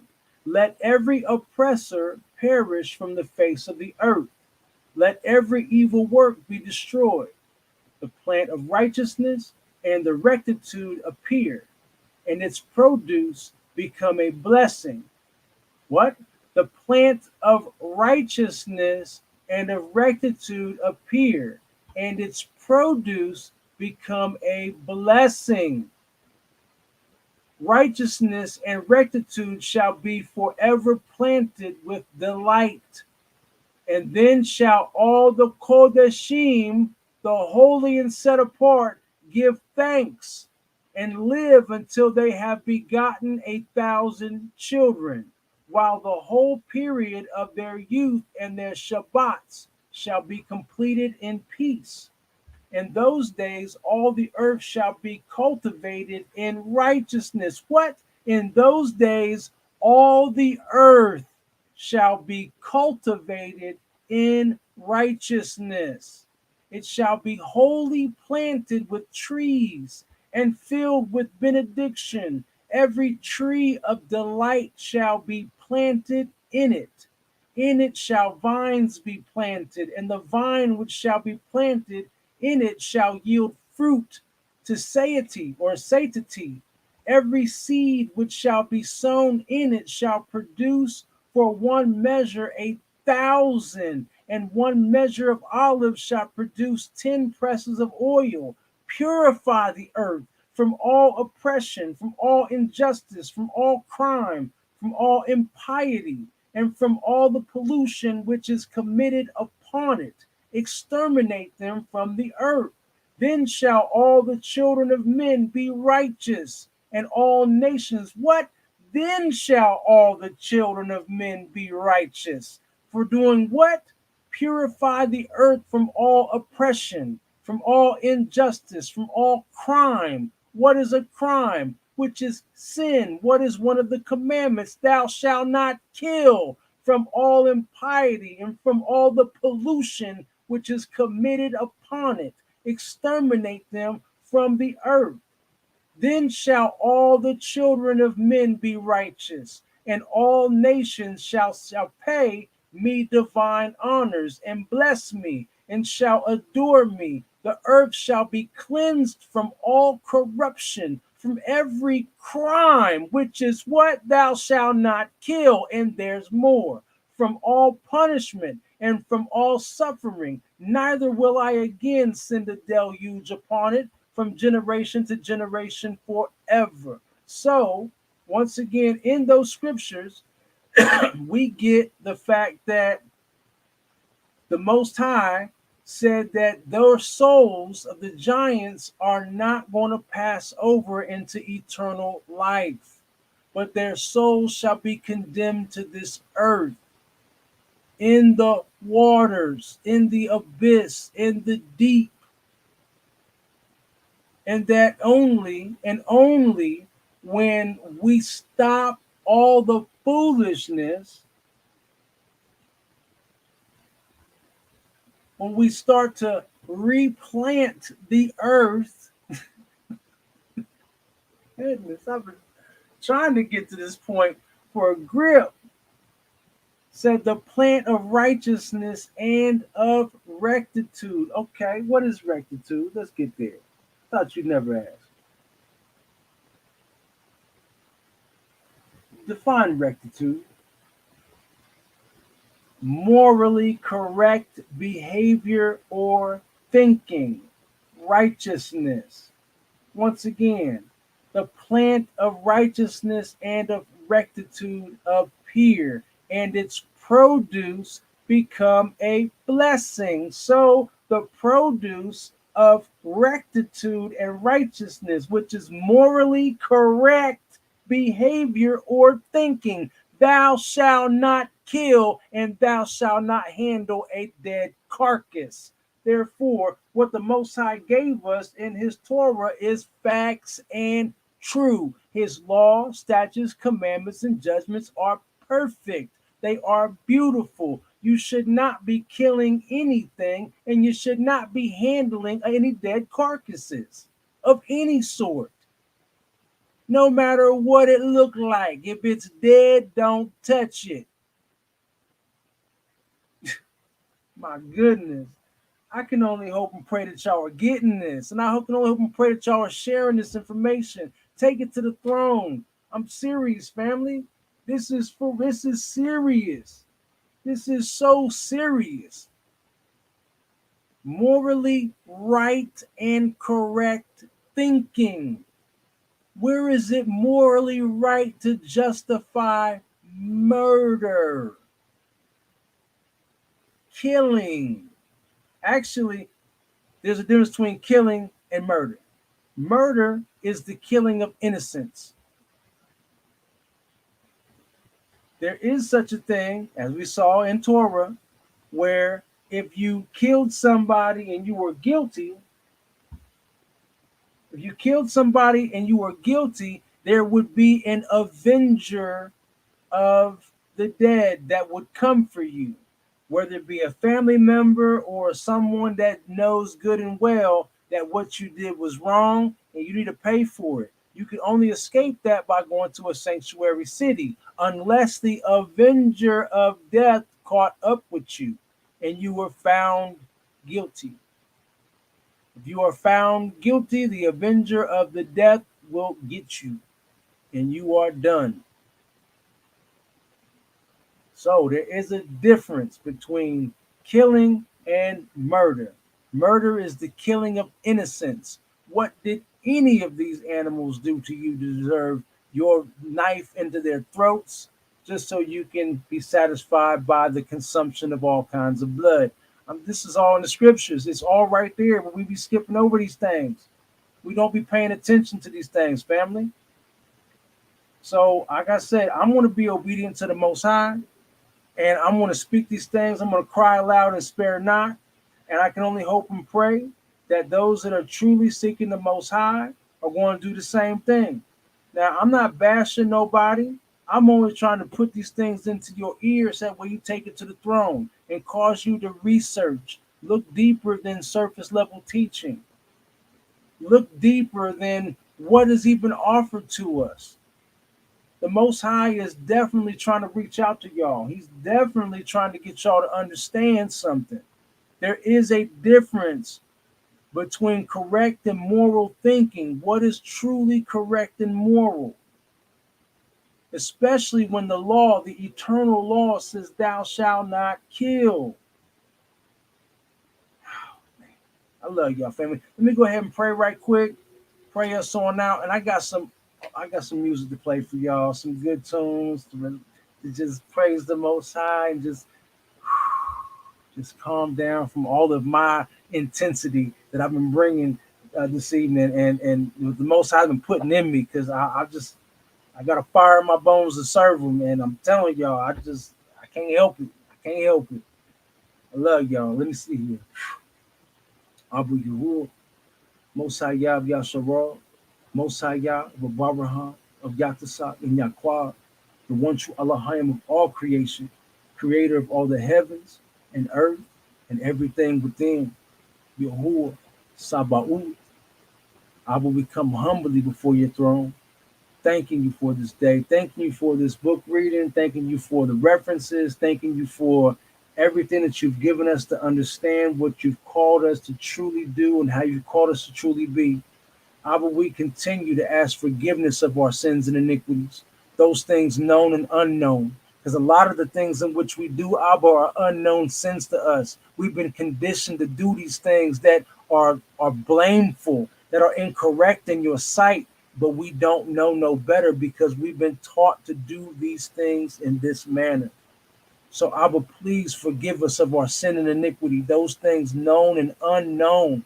Reveal to us these unknown sins that we don't know that we're committing. Reveal it to us, Abba. Visit us, whether it be in the day or the night, doesn't matter, but please visit our Rawakah and tell us, show us what it is we need to ask forgiveness for. Teach us and show us how to turn from these sins and iniquities, so that way we can be blameless within your sight. Give us a spirit, a right heart, and a new heart and a right spirit, that we will be found blameless within your sight. Allow us to be more obedient to you. Teach us how to be obedient. I've said this many a time, Abba, you said in your word that your way is not our way and our thoughts are not your thoughts. But we ask that you correct this in us, Father. Most High Yah, please correct this in us. Allow our thoughts to be your thoughts. Teach us how our thoughts shall be like your thoughts, and teach our ways to be your ways, that we may walk in your way, not to the right hand nor to the left, but as your word is said, on the straight and narrow path. Show us the ancient path, Abba. In your holy, righteous, and mighty name. Amen. Alleluia. Facts. Way more serious than people will give credit for. 100. 100. The Most High said, don't touch pig before, because it's an abomination. And then people be like, oh, the Most High ain't tripping about what you eating. He ain't tripping about what you eating. You can have whatever you want. Just pray over it. Nah, I don't think so, partner. I don't think so. All right, I know, baby. I know. So, I told y'all earlier on that one of the songs I was going to play for y'all was from Yom, No Worries, because this right here, in my dream about us going back home, about us being back home in the land, when the season changed, it went from being like cold in one little spot, and it was like snow, and they was like pushing back the snow and the slush. Then it changed. The whole scenery changed from being like what you would see like sidewalks and streets to being like beach and sand and water. And it was beautiful, hot and sunny. And all of a sudden, I even heard the beat. I heard it all, and I heard Yom singing this. Yeah. Yeah. Yeah. Yeah. Oh yeah. Hey. Hey, in life we just pass it through, just keep it acute. I done got better at letting go. When holding that rope it can bruise. Handle my highs and lows like working EQs. Yeah, in control, I wait for the cue. Guarding my steps with every move. Seeking the kingdom, my ultimate goal. I cannot lose, the devil don't snooze. Gotta stay alert, protecting my soul. Ooh, look at my progress, no boast. Came from the bottom like flow. Just look at what y'all do.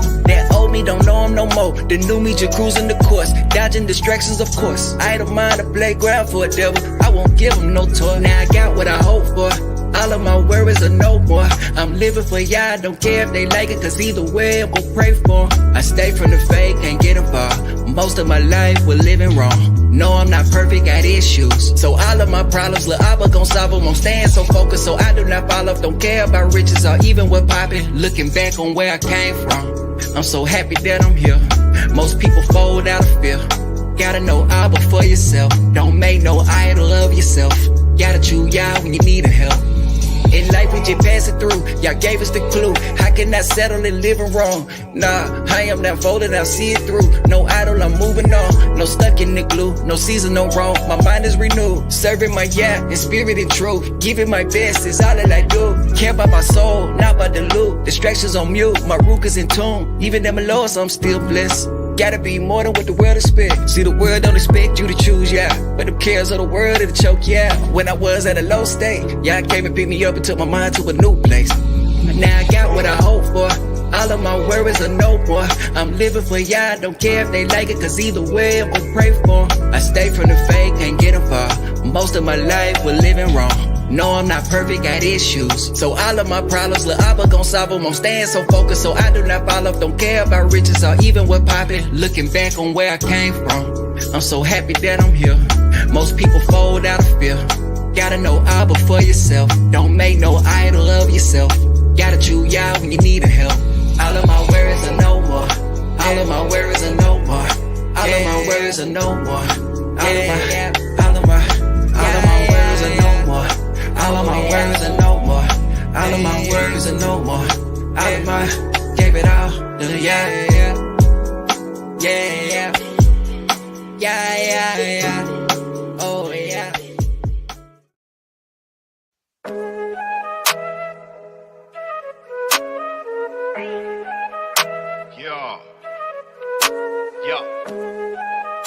God keep blessing me, man. His name is the Highest.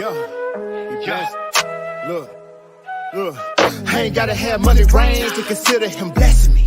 Cause even in midst of necessities, more on my lessons you consider lost, but we learn how to manage and that make us boss. Happy for boss when you raise with them dogs. Fight for your food with no spoon in your mouth. Hard on the track cause Hebrews can't go so, and yeah, I can go on, but now let me go off. Woke up this morning, took a deep breath, hit a knee and thank her for my reset. You ever took a shower with no heat black? What about hamburger helper with no meat at? Now you saying we as people gotta seek that. Have remission of his sins, yeah, I need that. She told us we were sitting, so I'm already winning, cause I'm lucky he ain't done away with me yet. See a lot of boys say that they fearing, but they conscience ain't serious, they ain't serious. Think they hot boy now, cause they got bling blow, but he will put you out like a cigarette. Tribulation, that add experience, and the patience come with experience. And that add hope, you ashamed now, no, cause your testimony make you teary. And with the perfect love, you ain't scary. You proclaim that truth, let them hear it. People legally blind, show them signs of the times. Do you see it? They looking like barely. I'm blessed that I talk and they listen. Grace by this time, so I must pay attention. Now the end time's here, but our salvation near, so I'm blessed. We ain't need much trip. Yeah, he blessing me, blessing me. Ooh, yeah. He blessing me. Ooh, I got eyes to see, I got feet to move, I got ears to hear. I'm not destitute. He keep blessing me with my necessities, and I'm giving thanks. Homie, you should yeah. He blessing me. Ooh, yeah. He blessing me. Ooh, woke me up this morning straight rectitude, and I'm giving praises. I face your rule in my path to learn faith ethical, and I'm scrupulous with the things I do. I've been woke, I ain't liking no rest. See them follow me out of my grave, I'm renewed in the spirit, so I'm dead to the flesh. Put a pot in your head for my people. Told Ezekiel the priest of the wind. Now them dry bones connecting to see the great army. Ooh, what you know about standing in the welfare line for some pot of eggs and block cheese? What you know about sleeping in your car, then taking bird baths and picking things? Man, I ain't prayed so much in this walk that I should have scars on both knees. I've been robbed, been hit by a car, but I still kept trucking like a lord. Baby, I'm blessed. As long as I'm breathing, I'm passing the test. Got time to repent like a bird, I can't nest. Stay on the clock on the 7th, I rest. Keep sowing seeds. God love. Keep wrecking on the beat, going harder. You know, you probably keep waking me up in the morning. I'ma keep on being a yawner. Ooh, I'm blessed. He blessing me. Ooh, yeah. He blessing me. Ooh, I got eyes to see, I got feet to move, I got ears to hear. I'm not destitute. He keep blessing me with my necessities, and I'm giving thanks, homie, you should too. Yeah. He blessing me. Ooh, yeah. He blessing me. Ooh. Yeah. Ooh, I'm blessed.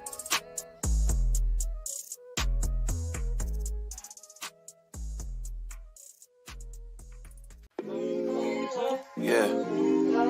Come back to the covenant, Jacob. Come back to the covenant.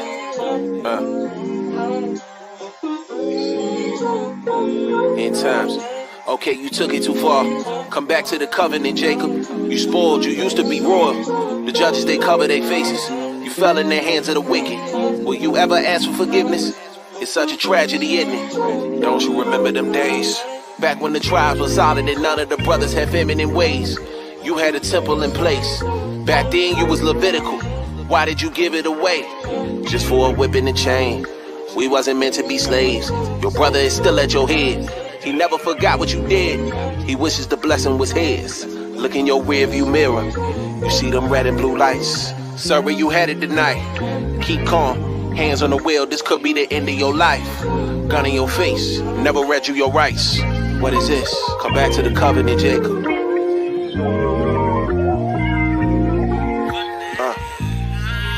Come back to the covenant, Jacob. We wasn't meant to be slaves. We were supposed to be free. Royalty. And ye shall be unto me a kingdom of priests and an holy nation. These are the words which thou shalt speak unto the children of Israel. So the Most High decided to make a covenant with the nation of Israel, our fathers, and us after our fathers because we're entering into their labors according to John chapter 4. So we can't take this covenant for granted because he didn't have to choose us, and also we enter into this covenant voluntarily. Come back to the covenant, Jacob. You spoiled, you used to be royal. The judges, they cover their faces. You fell in the hands of the wicked. Will you ever ask for forgiveness? It's such a tragedy, isn't it? We wasn't meant to be slaves. Now we mentally slaves. Wake out of slumber, Jerusalem. 144, suiting up. 12 tribes, suiting up. Really, what harm can they do to us? Except kill a body my soul is in. And that's all they can do, but I'm noticing. Faith was the cure to my hopelessness. So I picked up my cross and I'm toting it. Demons on me, here we go again. They just doing their job, I take no offense. I'm just gonna plead the blood and cast them out to the abyss. I can't believe we alive. I would keep letting us slide. Yasharala on the rise. We gon' do better this time. I be willing. Get back to the covenant, Jacob. You was a royal priest. Why would you wanna be basic? The judges, they cover their faces. You fell in the hands of the wicked. Will you ever ask for forgiveness? It's such a tragedy, isn't it? Back to the covenant. Back to the covenant. Yeah. Right back in this thing. What's up, Lee? Sometimes you gotta sit back, release what's in you, so you can receive some more. But we had to live some more so we can give some more. You feel me? All this thing to the king, trench bros. Ooh. Okay. Merging. Steady working on myself, never claim perfection. Facts. Daily talking to the king, cause I need protection. My granny taught me about this world, now her spirit resting. Embrace the scriptures on my heart, trying to get the message. My people leaning on me more, plate is getting heavy. Some brother chasing fame, do whatever for the fetish. I know my family need to eat, so I must go get it. I saw my partner in the street, said he living reckless. Never passed judgment, but I sent the prayer for him. Like a caterpillar ready to be transformed. Still water in my life from the last storm. Ask you who are for the words when I make a song. I needed strength on the daily trying to raise my kids. I wrote the book on where the real father is. Steady taking notes, running down my checklist. Remove the stains from my life, no more stressing. When I make music, do the angels hear me? I'm giving it my all and I hope the trenches feel me. I pray Yahuwah send some comfort to my brother Vision. Yahuwah in the paleo all around the city. Working to be righteous, but we live a little gritty. My people in the gutter, so you know we make a visit. The kingdom on its way and I gotta punch a ticket. Nobody knows the time, but I feel it in the distance. Yeah, heart beating real fast and I ain't even high. If you can feel the way I felt when I seen him die. Hey, this is real life, fuck, it ain't no Sega Genesis. I gotta hold my auntie down, boy, her world spinning. We need to wake the sheep up and they be in the trenches. If you ain't sick, you don't need me, let's get about our business. I lost my granny and my papa in the same year. Couple days later, now my brother, man, I'm shedding tears. But I know everything that's gold gotta go through fire. And when it come to wicked things, I do not desire. Hear none, see none, Richard Pryor. And when it come to his commandments, grip it tight like pliers. Yeah, I feel your pain cause I done been through it. I lost some people to the streets and mental illness. No longer talking to the choir, they don't need me. I'm trying to go inside the gutter and make demons flee. When I make music, do the angels hear me? I'm giving it my all and I hope the trenches feel me. I pray Yahuwah send some comfort to my brother Vision. Yahuwah in the paleo all around the city. Working to be righteous, but we live a little gritty. My people in the gutter, so you know we make a visit. The kingdom on its way and I gotta punch a ticket. Nobody knows the time, but I feel it in the distance. Hey, I smile on the daily, but you rarely see my battles. When we live another cycle, that's another chapter. Pressure in the person, life reveals the true actor. Going live from their phone, I see the real pastor. Ooh, I'm only speaking when I see the proof. Interpretation of your feeling doesn't make it true. Vision lost is cause I'm feeling what he going through. My heart was hurting heavy when I lost my cousin too. We some fighters like we Tyson in these life battles. Living on the edge, but the fence I won't straddle. Had some problems in my life that I had to tackle. Couldn't fix it on my own, so I called the master. Stomach growling cause I'm hungry for that daily bread. Ask Yahuwah for the guidance, I ain't talking Ted. Popped a couple scripts are gone on my heaven meds. releasing all my issues that I had on my chest. When I make music, do the angels hear me? I'm giving it my all, and I hope the trenches feel me. I pray your hood send some comfort to my brother Vision. Your hood in the paleo all around the city. Working to be righteous, but we live a little gritty. My people in the gutter, so you know we make a visit. The kingdom on its way, and I got a punch a ticket. Nobody knows the time, but I feel it in the distance. Ayy.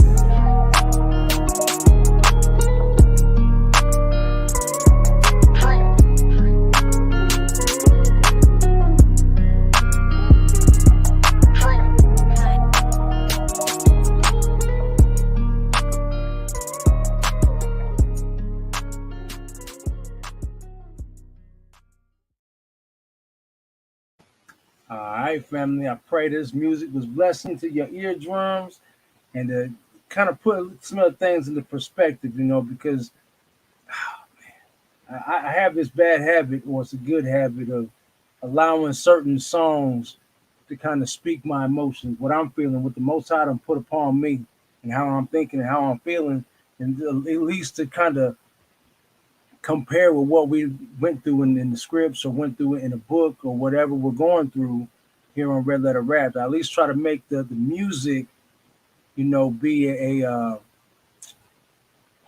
what's the word?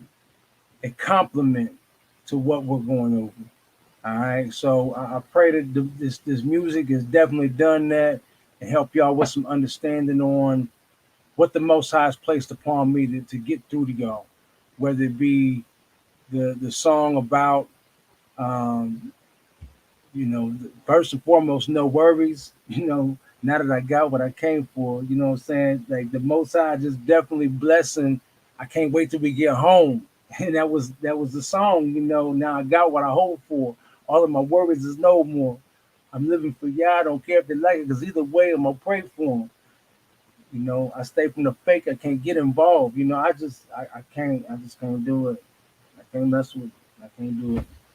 I'm not perfect. I got issues. You know what I'm saying? I don't want to ever come off as though I'm perfect and I'm walking on water and I'm got everything all figured out. No, man, I'm still going through some things. I still got things I'm trying to work out. I ain't nobody special. I'm just your brother that happens to be given something that you might need to take a look at.